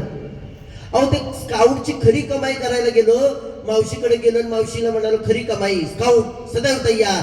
मावशी म्हणाली, तासभर बाळाला सांभाळ, मग देईल आठाने. ते बाळाला घेतलं मांडीवर, ते बाळ बोचकारलं मला, चावलं सुद्धा. बाळ टाकलं बाजूला आणि मी आलो घरी पळून. तर असं हे माझं आहे. काय करू ते सांगा, काय करू? आता सध्या मी इंग्लिश बोलायला शिकलोय. शेजारचा काळू दादा आला आमच्या घरी, म्हणाले, अरे तुझे बाबा आहे का घरात? म्हटलं नाही गो. काय रे? त्यांना सांग माझे बाबा गेले म्हणून. तर मी म्हणाला हा यू आर वेलकम आगे ना. तो जाम चिडला तर काय बोलव कसं बोलव करू तरी काय. तो मुलांना हा छोटासा किस्सा सांगायचा होता की मुलांना फार सांगितलं जातं हे करू नको ते करू नको, त्या रिमोटला हात लावू नको, तो टीव्ही चालू करू नको, ते पुस्तक फाडू नको, ते कपाटातलं पुस्तक काढू नको. अरे पुस्तक काढू दे ना पोरांना. हा पुस्तक करते माझ्यावर आई परी माया आणि मग पुस्तकांसोबत जातो मी जग फिराया. पुस्तक करते माझ्यावरी आई परी माया आणि पुस्तकांसोबत जातो मी जग फिराया. अशी पुस्तकांची सोबत आणि मुलांची सोबत असते. माझी एक पुस्तकांची कविता आहे की पुस्तक माझ्या हाती आता मला नाही भीती. पुस्तक माझ्या हाती अहो आता मला नाही भीती. पुस्तकांची आणि माझी जीवाभावाची प्रीती. पुस्तकातली गोष्ट खाऊ इतकी गोड, पुस्तकातली गोष्ट खाऊ इतकी गोड, जीवनाला देते ती आनंदाची जोड. निळेभोर आकाश सूर्यचंद्र तारे, निळेभोर आकाश सूर्यचंद्र तारे, पुस्तकात भेटतात जवळून सारे. समजते उमजते विज्ञानाची किमया, पुस्तक जणू माझे एक अजबच दुनिया. पुस्तक माझा मित्र हा सदा सर्व काळ हसरा. पुस्तक माझा मित्र हा सदा सर्व काळ हसरा. पुस्तकासारखा खराखुरा मित्र नाही दुसरा. पुस्तकासारखा खराखुरा मित्र नाही दुसरा. मुलांनो, या ग्रंथ महोत्सवाच्या माध्यमातून आम्ही दोघेही जण तुम्हाला सांगू की पुस्तकांशी मैत्री करा. आणि मग बघा गंमत, आत्ताच हे सरांचं पुस्तक झालं ना, आवर्जून तुम्ही ते घरी घेऊन जा. स्टॉलवर मिळेलच, आपल्या चपराकच्या स्टॉलवर आवर्जून घरी न्या. त्यातल्या कविता वाचा, त्या पाठ करा, तुमच्या वर्गात तुमच्या बाईंना ताईला घरात म्हणून दाखवा. आमची सुरुवात अशीच झाली. आवडलेलं कुणाला तरी सांगण्याची जी उर्मी आहे ना, आपण म्हणतो ना एकदा शिकवणं म्हणजे दोनदा शिकणं आहे, तसं तुम्हाला जे काय आवडलेलं आहे ना तुम्ही इतरांशी सांगत चला. आपण म्हणतो ना शेअर करणं. आता या व्हॉट्सअप फेसबुकमुळे सतत आपण काही ना काही शेअर करत असतो. अरे पुस्तकातल्या कविता गोष्टी शेअर करून तर बघा, तुमच्या सोबत इतरांची आनंदाची बाब फुलवतील. मग अशी म्हटलं मुलांना की ती मुलीला वहीच दिली आईने आणि तिला किती अप्रूप वाटलं की आई म्हणाली काय बिलीव. स्वातंत्र्य बघा तिला केवढं तिच्या डोळ्यात चमकत होतं.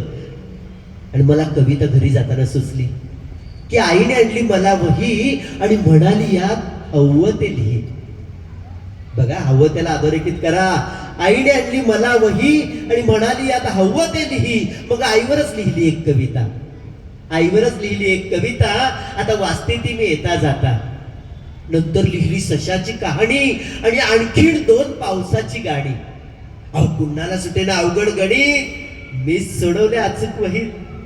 हवेच्या दाबाचा प्रयोग सुद्धा लिहिला, ज्यात आला होता माझा नंबर पहिला.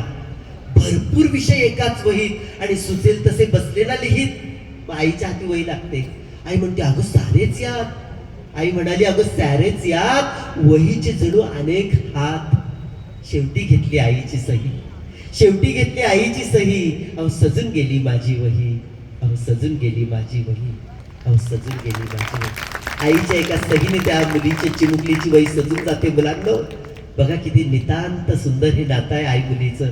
तर अशाच कविता गप्पा तुमच्याशी सुरूच राहतील. आता लताताईंना ऐकूया. सुंदर होती ना कविता, खूप छान. ही कविता तुम्हाला किंवा 2 कविता, ह्या कविता का आवडल्या माहितीये का? तर त्या मूळच्या कविता सुंदरच आहे, पण त्याहीपेक्षा सुंदर त्याचं जे सादरीकरण झालं ते तुम्हाला कळेल असं होतं. त्यामुळे मूळची कविता चांगलीच पाहिजे, पण सादरीकरण प्रभावी असेल तर सोने पे सुहागा. अर्थात सादरीकरण फक्त चांगलं असून चालत नाही, मूळची कविता चांगली असावी लागते. अन्यथा मग ज्या कविता सादरच होत नाही त्या तर अतिशय मौल्यवान आहेत, पण आपण त्या वाचल्या पाहिजे. तर सादरीकरणामध्ये गंमत आठवली ती तुम्हाला सांगते. तर बाळांनो, तुमच्या पुस्तकात वेगवेगळ्या कविता असतात ना. आता कार्यक्रमाच्या सुरुवातीला पाटणे सरांनी जशी शांताबाईंची एक कविता तुम्हाला ऐकवली, मी काही संदर्भ दिले, त्यामध्ये मी पण शांताबाईंची एक कविता ऐकवली. म्हणजे जे चांगलं आहे ना ते पोचवण्याची नावासह एक आपल्याला सतत वाटत असतं. तर तशी तुमच्यासारखा नको, माझ्यासारखा म्हणते एक नवा कवी होता आणि त्याला असं वाटलं की बाकीचे कसे वेगवेगळ्या लोकांची कविता संदर्भ देऊन सांगतात, आपण पण सांगूया. आणि मग त्याने एक कविता सादर केली, ऐका तुमच्यासाठी आहे खास. तर ती कविता काय होती? एक कवी गेला स्टेजवरती आणि त्याने कविता सादर केली. त्याला काही कळलं नाही आपण काय करतोय आणि मग त्यानं सादर केली. तो असं म्हणाला, बघा नीट ऐका, सर सर ये तिसरा बंधा रावरा जगता फुले विकवते असं तो म्हणाला. काही कळलं? तेव्हाच कुणालाच काही कळलं नव्हतं. त्याला वाटलं बहुतेक आपला आवाज पोचत नाही, माईक बिक बंद असेल. मग तो पुन्हा म्हणाला सर सर येते शाळा राजक्ताची फुले विकुर्ती. समोर एक शिक्षक होते आणि हाडाच्या शिक्षकाला चुकीचं काही घडत असेल तर राग येतो. आणि इतकं आपल्या समोरच भाषेचं एवढं वाटोळं व्हायला लागलंय म्हटल्यावर राग येणार ना, स्वाभाविक आहे. तर ते म्हणाले की अरे अशी नाही वाचत कविता, कविता कशी वाचतात सर, काही चुकलं का? म्हणजे काय? अरे कविता कशी वाचायची सर तुम्हीच सांगा. बघा सरांनी काय सांगितलं होतं. सर असं म्हणाले कविता कशी वाचायची, तरल, अलगद, हळूवार. आणि शेवटी एक वाक्य वापरलं होतं सरांनी, ते त्या कार्ट्यानं विसरलं. ते वाक्य असं होतं, कवितेत जे म्हणायचं आहे ते तुम्हाला पोहोचवता आलं पाहिजे. नेमकं हेच विसरलं. कविता सरांनी वाचून दाखवली कशी, सरसर येते श्रावणधारा प्राजक्ताची फुले विकृती.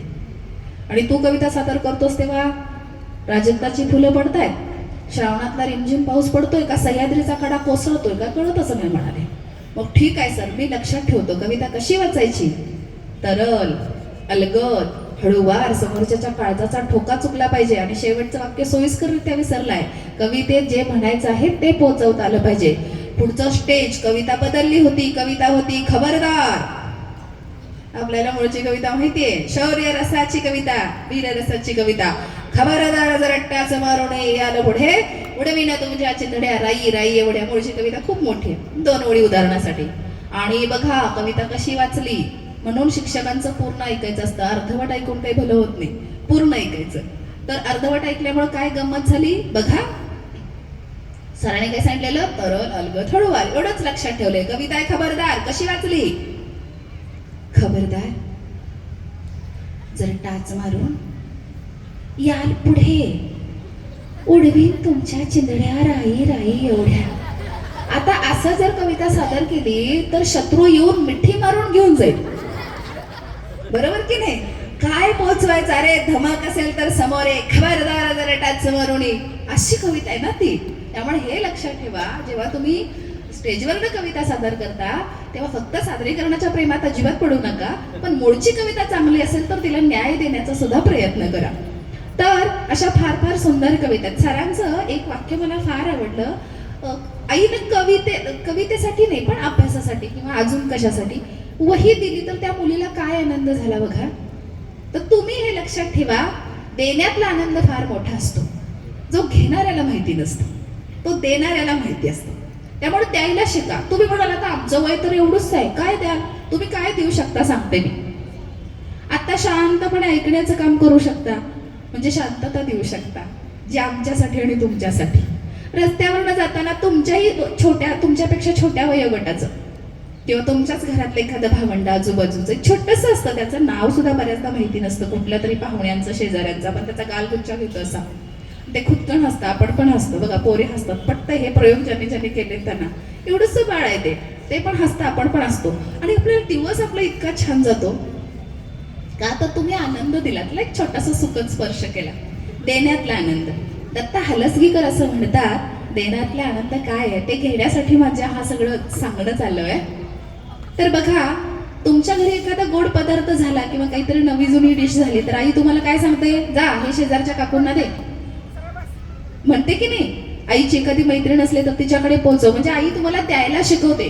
मग काय द्यायचं, दुःख द्यायचं का, अपमान द्यायचा का, राग द्यायचा का, नाही द्यायचं. काय द्यायचं, आनंद द्यायचा, प्रेम द्यायचं.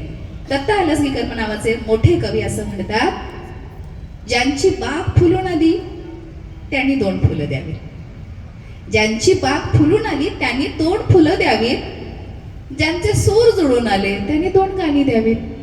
किती सोपं आहे बघा दुसऱ्याला खुश करणं. ज्यांची बाग फुलून आली त्यांनी 2 फुलं द्यावीत, ज्यांचे सूर जुळून आले त्यांनी 2 गाणी द्यावीत.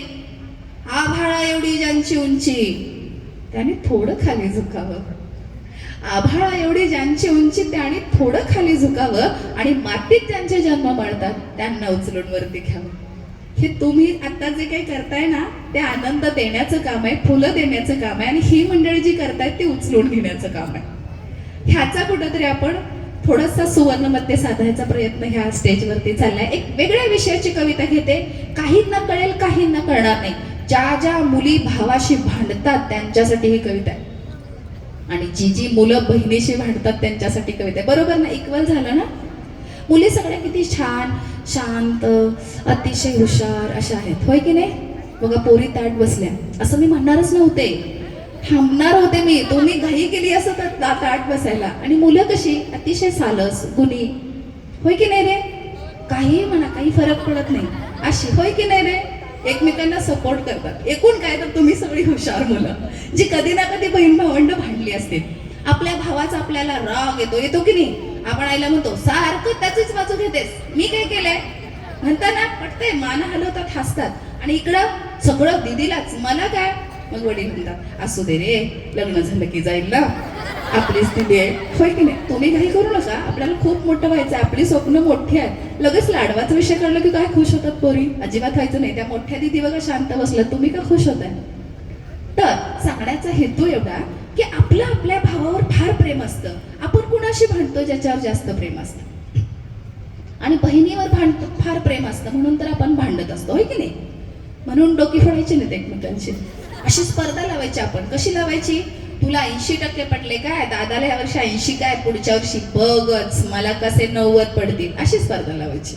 तुला जिल्ह्यात पहिलं पारितोषिक मिळालं होय निबंधात, मी राज्यात पहिला घेतो की नाही बघ. आणि एकमेकांचा आदर करता आला पाहिजे. जे चांगलं आहे त्याचं कौतुक करा. तर अशा एका छान कवितेकडे मी येते. माझी कविता, कवितेचं शीर्षक आहे धागा. एक चांगली कविता. लोकगीतात फार सुंदर किस्सा आहेत की बहिणीला भाऊ एक तरी असावा, बहिणीला भाऊ एक तरी असावा, शिनल्या जीवाला एका रातीचा विसावा. तुम्हाला माहितीये तुमची आई मामाकडे का जाते दर भाऊबीजेला आणि रक्षाबंधनाला? मामाने कांजीवरम घ्यावी म्हणून? अजिबात नाही, आठवण असते, प्रेम असतं म्हणून. तर तशी एक वेगळी कविता व्यवस्थित ऐका म्हणजे तुम्हाला कळेल. कवितेचं शीर्षक धागा. माझी कविता धागा.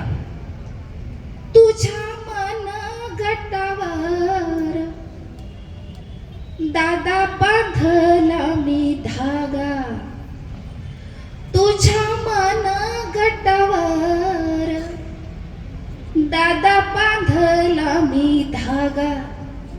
ठेव काळ जात तुझ्या मला थोडी तरी जागा, ठेव काळ जात तुझ्या मला थोडी तरी जागा.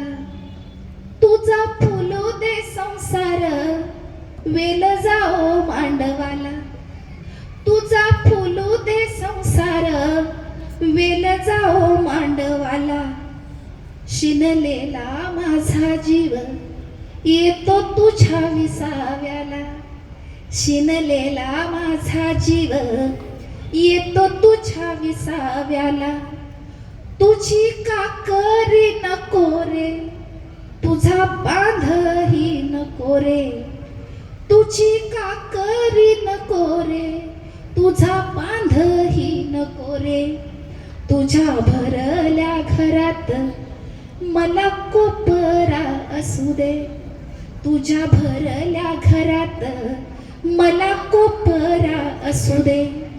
माझ्या जीवाचा धगाटा आयुष्याचा रे उन्हाळा, माझ्या जीवाचा धगाटा आयुष्याचा रे उन्हाळा.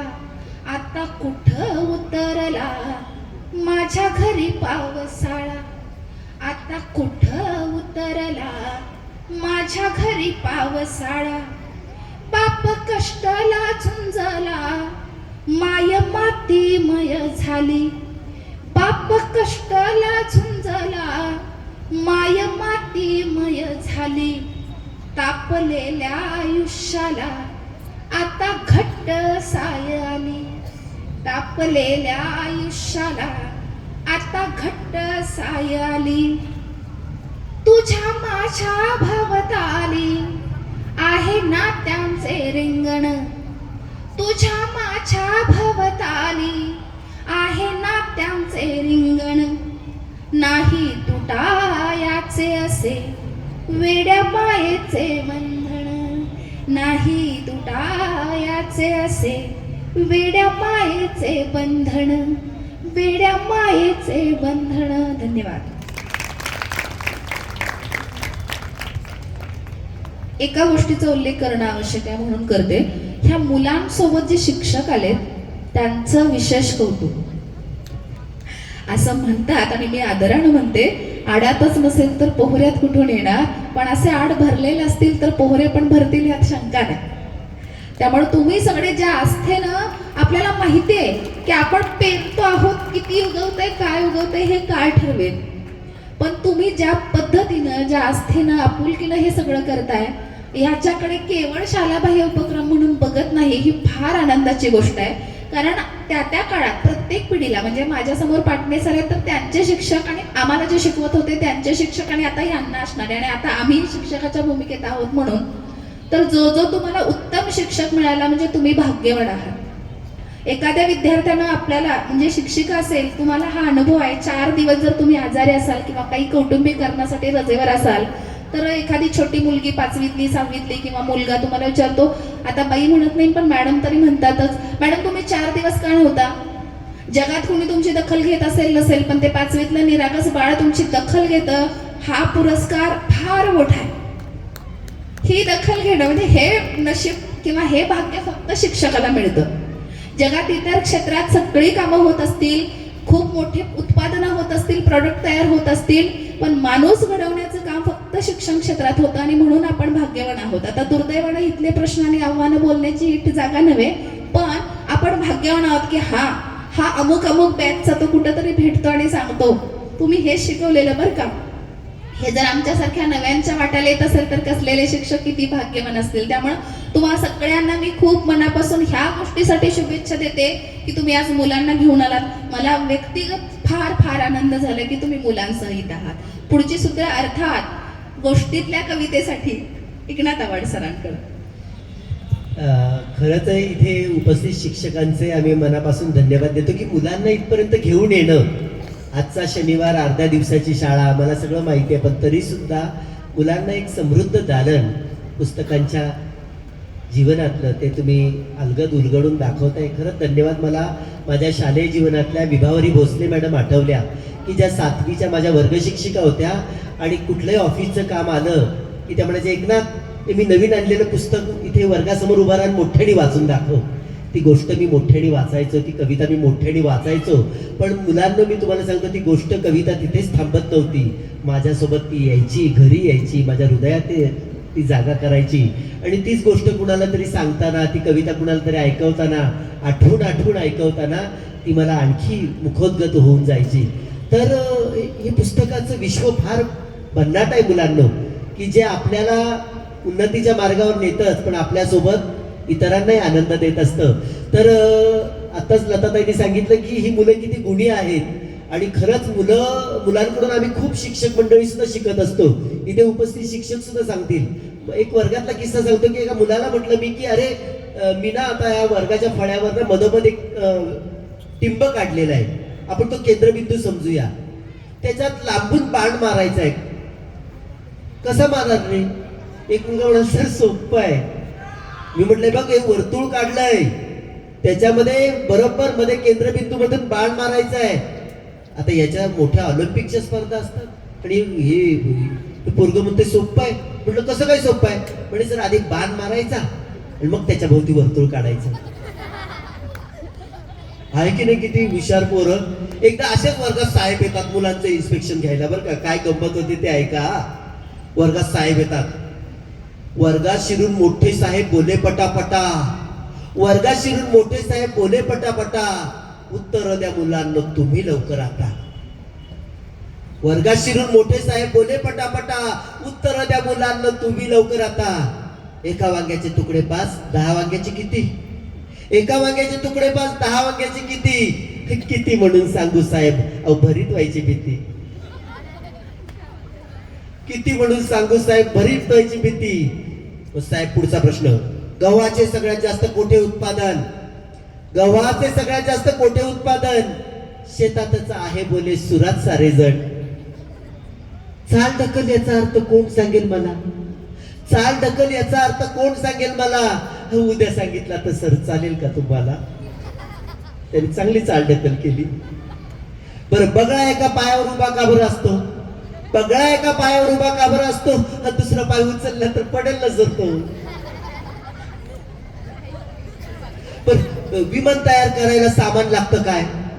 विमान तयार करायला सामान लागतं काय? मुलांच्या डोक्यात वेगळंच विमान, त्यांनी कितीतरी वर्गात विमानं उडवलेली असतात. साहेब विचारतात विमान तयार करायला सामान लागतं काय? एक पोरग म्हणतो रद्दी कागदाशिवाय आणखी दुसरं लागतंच काय? साहेबांनी कपाळाला मारून घेतला हात. अहो साहेबांनी कपाळाला मारून घेतला हात. म्हणे भलत्याच हुशार पोरांची आज पडली गाठ, भलत्याच हुशार पोरांची आज पडली गाठ, भलत्याच हुशार पोरांची आज पडली गाठ. अशी तुम्ही थोडं फार आम्हाला निरुत्तरित करणारी मुलं असतात बरं का. एकदा ना ठमा काकू बाजारात जातात आणि काय आणतात ती गंमत आहे काय करू. ठमा काकू आमच्या बाजारात गेल्या आणि हौसेने मोत्याची नथ घेऊन आल्या. ठमा काकू आमच्या बाजारात गेल्या, हौसेने मोत्याची नथ घालून आल्या, नथ घेऊन आल्या. नथ घालून नाकात गावभर फिरल्या, नथ घालून नाकात गावभर फिरल्या. ज्याला त्याला थांबून बाताही मारल्या. बोलताना मध्येच त्या मुरडायच्या नाक, बोलताना मध्येच त्या मुरडायच्या नाक. अहो नथीचा आकडा हालायचा छाक. उडवून नाक त्या पोपटावानी बोले, उडवून नाक त्या पोपटावानी बोलले आणि तरी सुद्धा लोकांच्या ध्यानी नाही आले. मग नाक फुगवून बोलल्या त्या पटकन, मग नाक फुगवून बोलल्या त्या पटकन. थांबू नका इथं, घरी जावा झटकन. डोळे असून आंधळे अशी तुमची गत, दिसत नाही नाकात एवढी मोठी नथ. काय आमच्या त्या टमाकू एवढ्या नाक फुगवायच्या, एवढ्या नाक उडवायच्या, पोपटावानी नाक उडवून बोलायच्या, पण कुणाचंच लक्षात नाही आलं त्यांच्या नाकात एवढी नवी कोरी नथ आहे. तर मुलांना अशा गमती जमती चालूच राहतील. पण आपण आता शेवटाकडे येत आहोत. आपल्याला आपले जे या सत्राचे अध्यक्ष आहेत माननीय अशोक इंदलकर सर, तेही तुमच्याशी संवाद साधणार आहे. पण मला मुलांना तुमच्याशी जाता जाता ताई ज्या बोलल्या ना की आपण काहीतरी केलं पाहिजे. तुम्ही ज्या शाळेत शिकतायत ना, आता विंदांची कविता की देणाऱ्याने देत जावे, घेणाऱ्याने घेत जावे, घेता घेता एक दिवस देणाऱ्याचे हात घ्यावे. की आपण काहीतरी दिलं पाहिजे. ज्या शाळेने आपल्याला घडवलंय त्याच शाळेचं आता मी ऑनररी काम पाहतोय. की मला असं वाटलं की ज्या शाळेत मी आमच्या चेंबूरच्या स्वामी मुक्तानंद हायस्कूलमध्ये मी 8वी 9वी 10वी शिकलो, त्याच शाळेमध्ये आज मला काम करण्याची संधी मिळते. मुलांसाठी वेगवेगळे उपक्रम राबवायची संधी मिळते. मला वाटतं ही मला मिळालेली ही सुवर्ण संधी आहे. शाळेच्या ऋणातून तर आपण कधीच उतराई होणार नाही, पण एक खारीचा वाटा शाळेच्या प्रगतीमध्ये आपल्याला जर खवता आला, आपल्याला तो यशाचा मोरपीस जर खवता आला, तर आपण मुलांना नक्की पुढे मागे बघू नका, सतत शाळेच्या कामासाठी पुढे या. म्हणून मला 2 विड्यांची कविता आठवते बाळांनो. की गावच्या एका घरात 2 विडे होते. गावच्या एका घरात 2 विडे होते. अहो त्यांचे वागणे मात्र बरेच वेगळे होते. एक वेळा कोपऱ्यात बसून गंजून गेला होता, तर दुसरा वेळा काम करून लखलख करीत होता. एक वेळा कोपऱ्यात बसून गंजून गेला होता, तर दुसरा वेळा काम करून लखलख करीत होता. गंजलेल्या वेळा एकदा लखलखत्या वेळाला म्हणाला, गंजलेल्या वेळा एकदा लखलखत्या वेळाला म्हणाला, तू एवढं काम करतोस पण जाणीव आहे का मालकाला? धार लावण्यासाठी तुला दगडावर तो घासतो, सदान कदा कामामध्ये वापरत तुला असतो. अरे पण मी बघ कसा अगदी आरामात बसून राही, मी बघ कसा अगदी आरामात बसून राही, तुझ्यासारखे कष्ट मुळीच मला नाही. आता लखलखत्या वेळा गंजलेल्या वेळाला म्हणाला, आता लखलखत्या वेळा गंजलेल्या वेळाला म्हणाला, अरे जीवन सार्थ करायचं तर उपयोगी पडावे जनाला. मी माझ्या कामाने लोकांच्या लक्षात राहीन, मी माझ्या कामाने लोकांच्या लक्षात राहीन. नुसते गंजून पडण्यापेक्षा चांगले करून जाईल, नुसते गंजून पडण्यापेक्षा चांगले करून जाईल. मुलांनो, तुम्हाला लखलखते वेळे होण्याची वेळ आली तर किंवा गंजलेले वेळ तर तुम्ही कोणते वेळे होणार? तर लखलखते वेळे. लखलखते वेळे काय करतात रे बाळांनो? कामाच्या वेळी दडून बसत नाही, पुढे येतात. मुलांना तुम्ही पुढे या. कुठली स्पर्धा असू दे, परीक्षा असू दे, या पुढे. नाही बक्षीस मिळालं हरकत नाही, पण त्या स्पर्धेत भाग घेण्याचा जो आनंद असतो तो तुम्ही गमावू नका. बक्षीस नंतर पायाची पायरी, आपण म्हणतो अपयशी यशाची पहिली पायरी आहे. हे जर अनुभवायचं असेल तर स्पर्धेत भाग घ्या.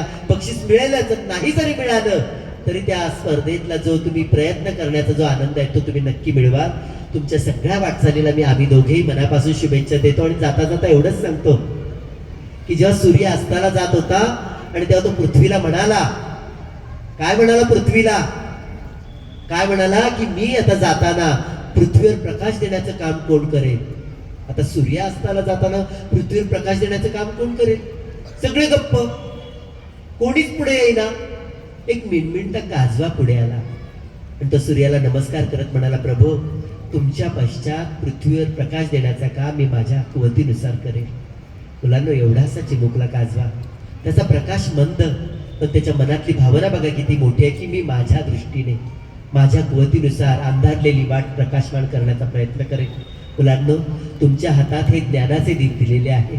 शिक्षणाने, ह्या ज्ञानाच्या दीपाने तुम्ही समाजातल्या अंधारलेल्या वाटा प्रकाशमान करण्याचा वसा उचला. तुम्ही खरे भारताचे भावी आधारस्तंभ आहात. तुमच्याने या समाजातली विषमता, अंधकार नष्ट होऊ दे आणि हे करण्यासाठी तुम्हाला बळ मिळू दे अशा शुभेच्छा देतो. आणि एका चित्रकाराच्या आयुष्यातला प्रसंग सांगून मी थांबतो. एका चित्रकाराच्या चित्राचं प्रदर्शन भरलेलं होतं आणि हे प्रदर्शन पाहायला तुमच्यासारखी शाळेतली चिमुकली मुलं आलेली असतात. एका मुलीने त्या चित्रकाराला प्रश्न केला, काका काका तुमचे चित्र किती सुंदर आहे तो, पण त्याहून अधिक सुंदर काय आहे माहितीये काका? त्या चित्रांच्या रंगांमधली रंगसंगती. तुम्ही कोणत्या रंगात असा कोणता रंग मिसळता की एक वेगळाच अभूतपूर्व मनाला आकर्षित करून घेणारा रंग तयार होतो. तो चित्रकार त्या मुलीकडे पाहून हसला आणि म्हणाला, बाळा बाळा मी अगं ठरवत नाही ग की कोणत्या रंगात कोणता रंग मिसळावा. मी कोणत्याही रंगात कोणताही रंग मिसळतो, पण त्या रंगात माझा अंतरंग मिसळतो, कारण कोणतंही चित्र बाह्य रंगामुळे कधीच सुंदर होत नाही. मुलांना तुम्ही तुमच्या हाती घेतलेल्या कामात तुमचा अंतरंग मिसळून तर पहा. तुमचं हाती घेतलेलं काम इंद्रधनुष्यासारखं नक्की फुलून येईल आणि ते फुलून यावं म्हणून मी या प्रसंगी परमेश्वराकडे प्रार्थना करतो आणि तेच थांबतो. धन्यवाद. धन्यवाद सर. या छोटेखानी परंतु तितक्याच महत्त्वाच्या आनंददायी अशा मैफिलीची सांगता मी करते आहे. आणि यानंतर जे काही बहारदार असे कार्यक्रम होणार आहेत त्याच्यातले सहभागी कवी येत आहेतच. महाराष्ट्रातले प्रसिद्ध कवी संतोष काळे यांचं आगमन झालेलंच आहे आणि त्यांच्यासमोर आता आम्ही समारोपाच्या कविता घेतो आहोत. तर या कवितेकडे यायचं की नाही असं माझा प्रश्न चालला होता स्वतःशी आणि प्रदीप कांबळे सरांनी सांगितलं समारोप करताय आणि मग मला उत्तर मिळालं. तर दोनच गोष्टी सांगते आणि समारोपाची कविता घेते. बाळांनो, तुम्हाला उपदेश करावा इतके मोठे आम्ही नक्की नाही, पण आमच्या या छोट्याशा आयुष्यात आम्हाला जे काही जाणवलं त्यातली एक महत्त्वाची गोष्ट जी सगळ्यांना मान्य आहे, ज्याच्या संदर्भात कुठलाही वाद नाही, निर्विवाद सत्य आहे, ते म्हणजे तुम्हाला खूप खूप खूप वाचावं लागेल. आणि मग काय वाचायचं तर गोष्टी वाचा, गाणी वाचा, कविता वाचा, हळूहळू वय वाढेल तसं कथा, कादंबरी, नाटक, प्रवास वर्णन जे हाताला येईल ते वाचा. हे असे सगळे प्रयोगाचे थोडे दिवस संपले की तुम्हाला कळेल मला नेमकं काय वाचलं पाहिजे. त्यामुळे तुम्ही वाचायचं आणि पुढच्या वर्षी जेव्हा सातारा जिल्हा ग्रंथ महोत्सव होईल तेव्हा तुम्ही सगळ्यांनी आता जे जे शिक्षक तुमच्या सोबत आलेत त्या शिक्षकांना तुम्ही वर्षाअखेरला किमान 15 पुस्तकांची यादी द्या. मी म्हणते महिन्यातून एक पुस्तक, म्हणजे तुमचा वयोगटाला खूप सांगितलं ना मी, 12 महिने 12 पुस्तकं म्हणजे एक. तर पुढच्या वर्षीच्या ग्रंथ महोत्सवात किमान 12 पुस्तकांची यादी तुम्ही या शिक्षकांकडे द्यायची आहे, वाचलेल्या, नुसती लिहून काढून नव्हे. तर त्या 12 पैकी कुठलेही प्रश्न पुस्तकावर आम्ही काही विचारलं तर तुम्ही म्हणायला पाहिजे हा मी वाचलंय. असं किती जण करू शकतील सांगा? होय, नक्की ना? वा वा वा, छान छान. चला आपण समारोपाकडे येऊया. या मैफिलीची सांगता करताना या ग्रंथ महोत्सवाच्या सगळ्या संयोजन टीमला आणि तुम्हाला धन्यवाद देताना मी इतकंच म्हणेन, जे कवी आत्ता आपल्यात नसले तरी त्यांच्या काव्य रूपानं ते आहेत असे कवी म्हणजे राणकवी नादो महानोर, त्यांच्या 4 ओळी आजच्या या संमेलनासाठी संयोजन कमिटीला समर्पित करते आणि मग मी माझ्या छोट्या कवितेनं थांबते आहे. नादो एका कवितेत असं म्हणतात, माझी सगळ्यात लाडकी आणि आवडती कविता, 4 ओळी त्यातल्या. मोडलेल्या माणसांचे दुःख ओले झेलताना, मोडलेल्या माणसांचे दुःख ओले झेलताना, त्या अनाथांच्या उशाला दीप लावू झोपताना, त्या अनाथांच्या उशाला दीप लावू झोपताना, कोणती ना जात ज्यांची कोणता ना धर्म ज्यांना, कोणती ना जात ज्यांची कोणता ना धर्म ज्यांना, दुःख भिजले 2 अश्रू माणसाचे माणसांना, दुःख भिजले 2 अश्रू माणसाचे माणसांना. आणि माझी एक समारोपाची कविता घेऊन मी थांबते.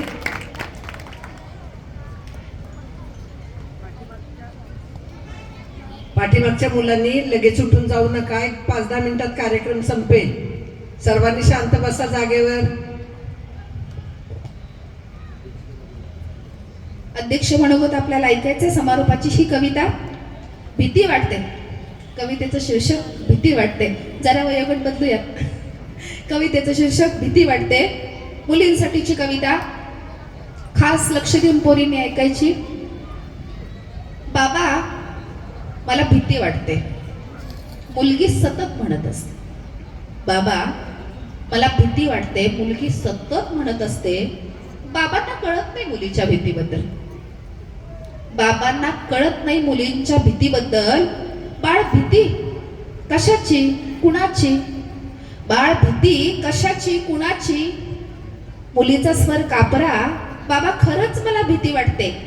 मामाची, काकाची, दादाची, सरांची, ह्याची, त्याची आणि तुमची सुद्धा.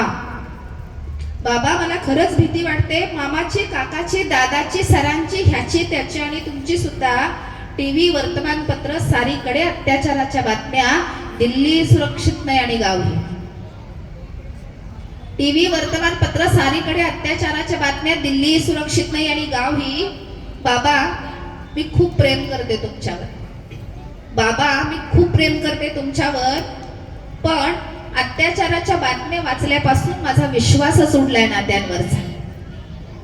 आणि आता तर मला भीती वाटते माझ्या स्त्री असण्याची. मुलीच्या डोळ्यातलं पाणी वाहत राहतं. बाबा कोसळत राहतात आतल्या आत सुरूक लागल्यासारखे. तिच्या पाठीवर भक्कम हात ठेवतात आणि म्हणतात, बाळ सारेच पुरुष नसतात वाईट. बाळ सारेच पुरुष नसतात वाईट. त्यांनाही असतात लेकी बाळी माता भगिनी. डोळ्यातून पाणी गाळण्यापेक्षा उघड्या डोळ्यांनी जगाकडे बघायला शिक. डोळ्यातून पाणी गाळण्यापेक्षा उघड्या डोळ्यांनी जगाकडे बघायला शिक. आणि आलाच कुणी नराधम, आणि आलाच कुणी नराधम तर धावा करण्यापेक्षा त्याला ठेचायला शिक. धावा करण्यापेक्षा त्याला ठेचायला शिक. धन्यवाद.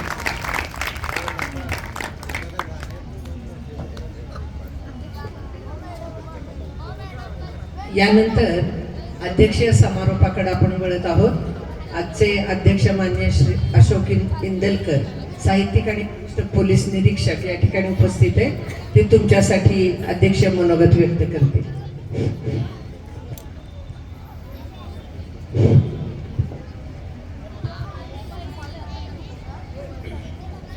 या ठिकाणी आता नावं घेत नाही, परंतु सर्व उपस्थित आदरणीय व्यासपीठावर ज्याने आता कविता आणि प्रबोधनात्मक अतिशय सुंदर त्यांचे कविता आणि अनुभव सादर केले ते आव्हाड सर आणि आयवळे मॅडम. मित्रो, या ठिकाणी आता हा समारोप होत आहे. अध्यक्षीय भाषण मला आता करायला सांगितलेलं आहे. ते म्हणतात ना, चांगली दोन बॅट्समनने बॅटिंग केली, अंपायरनं काय सांगायचं आणि काय बोलायचं. आणि सुरुवातीलाच ज्यांनी बॅटिंग केली ते विक्रमादित्य आहेत. त्यांनी सुरुवात केली आणि हे सुंदर जे कवी मी खरं ॲक्च्युली या ठिकाणी बसल्या आता जरी समोर तुमच्या बसलो असलो तर मी मनानं मात्र तुमच्यात होतो आणि मी एवढं एन्जॉय केलं. एवढं सुंदर कविता आणि हे आम्ही व्यस्त जीवनातनं पोलीस खात्याच्या या ठिकाणी जरी मी बसलो असलो तरी तुमच्यात बसून मी ते एन्जॉय केलेलं आहे.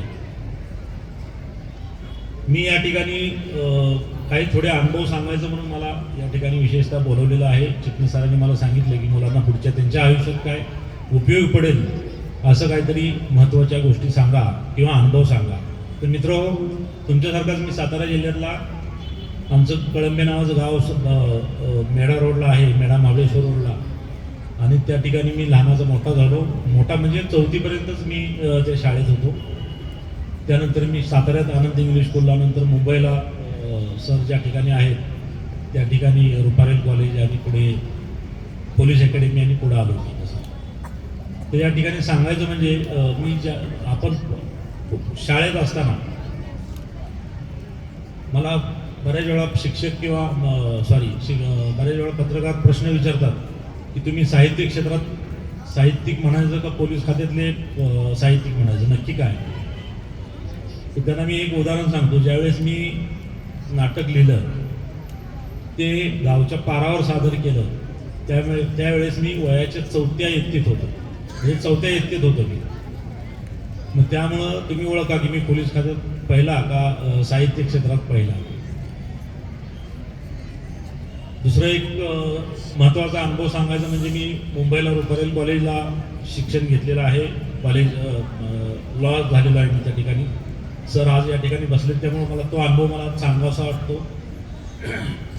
हे पहा की पोलीस खात्यात ज्यावेळेस मी आलो त्यावेळेस 2 लाख विद्यार्थी बसले होते परीक्षेला आणि त्यातले फक्त 300 का 400 मुलं फक्त सिलेक्ट झाली आमच्या वेळेस. 2 लाख विद्यार्थ्यांना 400 मुलं सिलेक्ट झाले म्हणजे किती अभ्यास करावा लागला असेल आणि किती कस लागला असेल. तर मी पुस्तकाचं आपलं अतिशय लहानपणापासूनच नातं असल्यामुळे मी वाचत गेलो. कुठली भीती मला राहिलेली नाही किंवा कॉन्फिडन्स मला कायम आलेला आहे. मी ज्यावेळेस मुंबईला होतो त्यावेळेस मी बघितलं की आपल्याला कसं शक्य आहे. असे लोक म्हणायचे की 0.2% सक्सेस रेट आणि तुम्ही कसे काय पास होणार काय.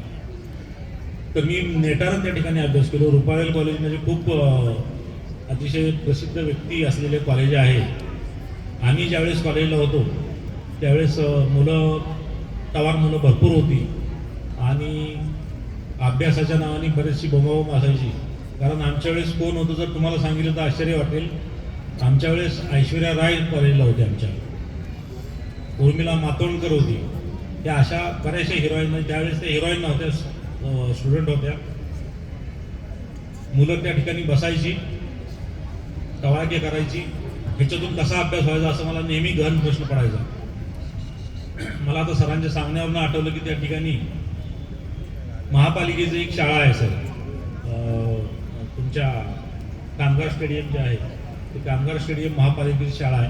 त्या ठिकाणी खूप चांगली लायब्ररी आहे. तर मी काय करायचो, ह्या लोकांच्यात बसायचो नाही, कारण मला माहिती आहे यांच्याबरोबर राहिलो तर आपला अभ्यास होणार नाही. ते काय तारे तारका किंवा फार मोठमोठ्या ह्याच्यात जाणारे लोक आहेत आणि जर आपल्याला 2 लाखात जर 200 मुलात निवडून यायचं आहे किंवा निवड व्हायची आपली पोलीस अधिकारी म्हणून, तर मी तिथं सकाळी 7ला जायचो. 7ला तिथं अक्षरशः झपाटल्यासारखी ती मुलं वाट बघत असायची. दरवाजा उघडला की त्या लायब्ररीत जाऊन बसायचे, रीडिंग हॉल किंवा लायब्ररी किंवा वाचनालय आपण म्हणू. तर त्या ठिकाणी अक्षरशः संध्याकाळी 8-9 वाजेपर्यंत ते हलायचे नाहीत. त्यांना जेवणाचंही भान राहायचं नाही. अशा ठिकाणी माझा इतका सुंदर अभ्यास झाला आणि त्यामुळं मी हे सक्सेस होत गेलो आणि मला हा सक्सेस मिळाला. आता समारोप करताना मी तुम्हाला एक छोटीशी गोष्ट जी अतिशय महत्त्वाची आहे ती नावाड्याच्या मुलाची गोष्ट सांगणार आहे. तर मुलांनो, एका नावाड्याच्या मुलाची गोष्ट अशी की तो नावाडी ह्या तीरावरून त्या तीरावर न्यायचं काम करत असतो. कारण तुम्ही नंतर तुमच्या लक्षात येईल कोण आहे ते. त्या तीरावरून त्या तीरावर लोक न्यायचे काम करत असतो, गावचे लोक. त्याचा तो मुलगा असतो आणि इतका गरीब, म्हणजे पैसे नाही, त्यांना खरी घटना आहे ही आणि मोठी अधिक जागतिक घटना आहे ही. त्याला पुस्तक लिहायला किंवा वाचायला, पाठ्यपुस्तक घ्यायलाही पैसे नसायचे. परंतु एक काळ असा आला की जो नावाडी खूप मोठा इंजिनिअरिंग कॉलेजला गेला. त्याची इच्छा अशी होती की आपण फायटर पायलट व्हावं. आपल्याला माहिती आहे का फायटर पायलट? हां, तर आपण फायटर पायलट व्हावं अशी त्याची इच्छा होती. तर झालं काय, त्याला त्यावेळेस इतकं दडपण आलं, कारण तो पहिला आला त्या परीक्षेत, तरी तो इंटरव्ह्यूला मात्र तो नापास झाला. इंटरव्ह्यूला नापास झाल्यानंतर त्याच्या डोक्यात इतकं वाईट विचार यायला लागले की आत्महत्या करायचे विचार यायला लागले. असे विचार आल्यानंतर त्यांनी काय केलं, आत्महत्येची तयारी केली. आता तरी कोणाच्या लक्षात येतोय कोण आहे तो? ती व्यक्ती नीट लक्ष देऊन ऐका. आत्महत्या करण्यापर्यंत त्यांचे विचार झाल्यानंतर तो आपल्या गुरुजींचं एक शेवटचं दर्शन घ्यावं म्हणून तो आपल्या गुरुजींकडे गेला आणि त्यांनी स्पष्टपणे सांगितलं की मी अतिशय निराश झालोय आणि मी आता कुठल्याही थराला जाऊ शकतो. मी निराश झालोय, मी सक्सेस होऊन मी पहिला येऊन मी इंटरव्ह्यूमध्ये नापास झालो. आता मी अतिशय माझं मानसिकता बिघडलेली आहे. पण त्या शिक्षकाने काय सांगितलं त्याला माहिती आहे का? अरे म्हणे अजिबात निराश होऊ नको, कदाचित देवाची दुसरी कुठली तरी योजना असेल, तू निराश होऊ नको, उमेद धर आणि थोडा अभ्यास कर, तयारी कर. एक काळ असा आला की फायटर पायलट व्हायचं स्वप्न गेलेला माणूस एवढा मोठा झाला की त्याच्यासाठी 10 फायटर पायलट नोकरी करायला लागली किंवा नोकरीत राहिली. त्या व्यक्तीचं नाव म्हणजे आपले राष्ट्रपिता अब्दुल कलाम. आपले जे राष्ट्रपती होते डॉक्टर अब्दुल कलाम यांची ती गोष्ट आहे. तर अशी उमेद बाळगली तुम्ही. ही उदाहरण हे सगळं कसं आहे आम्ही वाचलेलं आहे लहानपणी. तुम्ही जेवढं वाचाल, आता या सरांनी सांगितलं, मॅडमनं आपल्या कवितेत सांगितलं, ही तुम्हाला चांगली संधी मिळालेली आहे. या ठिकाणी मी समारोप करतो. या ठिकाणी मला या ठिकाणी चिटणीस सरांनी बोलवलं. उत्कृष्ट असं दोन्ही कवींची कविता ऐकल्या आणि या ठिकाणी कार्यक्रम पार पडला. त्याबद्दल सर्व आयोजकांचं मी आभार मानतो आणि माझे 2 शब्द संपवतो आणि कार्यक्रम संपला असं जाहीर करतो. यानंतर आभार प्रदर्शन करतील प्रदीप कांबळे सर. दुपारी याच ठिकाणी कवी संमेलन होते. प्रमुख पाहुणे मान्य मनोहर माळी, मान्य महेंद्र जगताप, निमंत्रित कवी संतोष काळे आणि शिवाजी सातपुते आणि सहभागी कवी सुद्धा या ठिकाणी आलेले असतील. त्यांनी आत येऊन बसून. ग्रंथमहोत्सवातल्या दुसऱ्या दिवशीच्या पहिल्या सत्रामध्ये धमाल, गप्पा टप्पा, गोष्टी आणि गाणी या कार्यक्रमासाठी आता आधी त्यांचे आभार मानतो. जी मुलं निघून चालले, आता लगेचच दुसऱ्या सत्रामध्ये कवी संमेलन सुरू होणार आहे.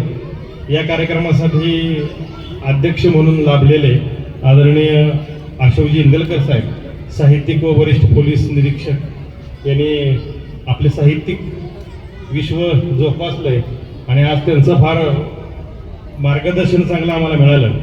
या कार्यक्रमासाठी आवर्जून उपस्थित असणारे 2 महाराष्ट्रातील कवितेच्या क्षेत्राचे दिग्गज, ज्यांना पहाटेच त्यांचं दर्शन झालं, असे एकनाथराव आव्हाड साहेब, ज्यांनी खूप वर्ष पाटणे सरांच्याकडनं आपलं नाव ऐकलं होतं आणि आज साक्षात आपण गेला 2 वेळा यापूर्वी आपण इथं आला होता. लताताई आमच्या परिवारातली, तिच्या कविता ऐकल्याशिवाय आमचा दिवस सुरू होत नाही, असं बऱ्याचदा व्हॉट्सअपवर फेसबुकवर असतं. खूप छान आजचा हा कार्यक्रम झाला. अनेक मंडळी इथं उपस्थित, दुसऱ्या सत्रासाठी सगळी मंडळी आता कवी अनेक जण उपस्थित आहेत.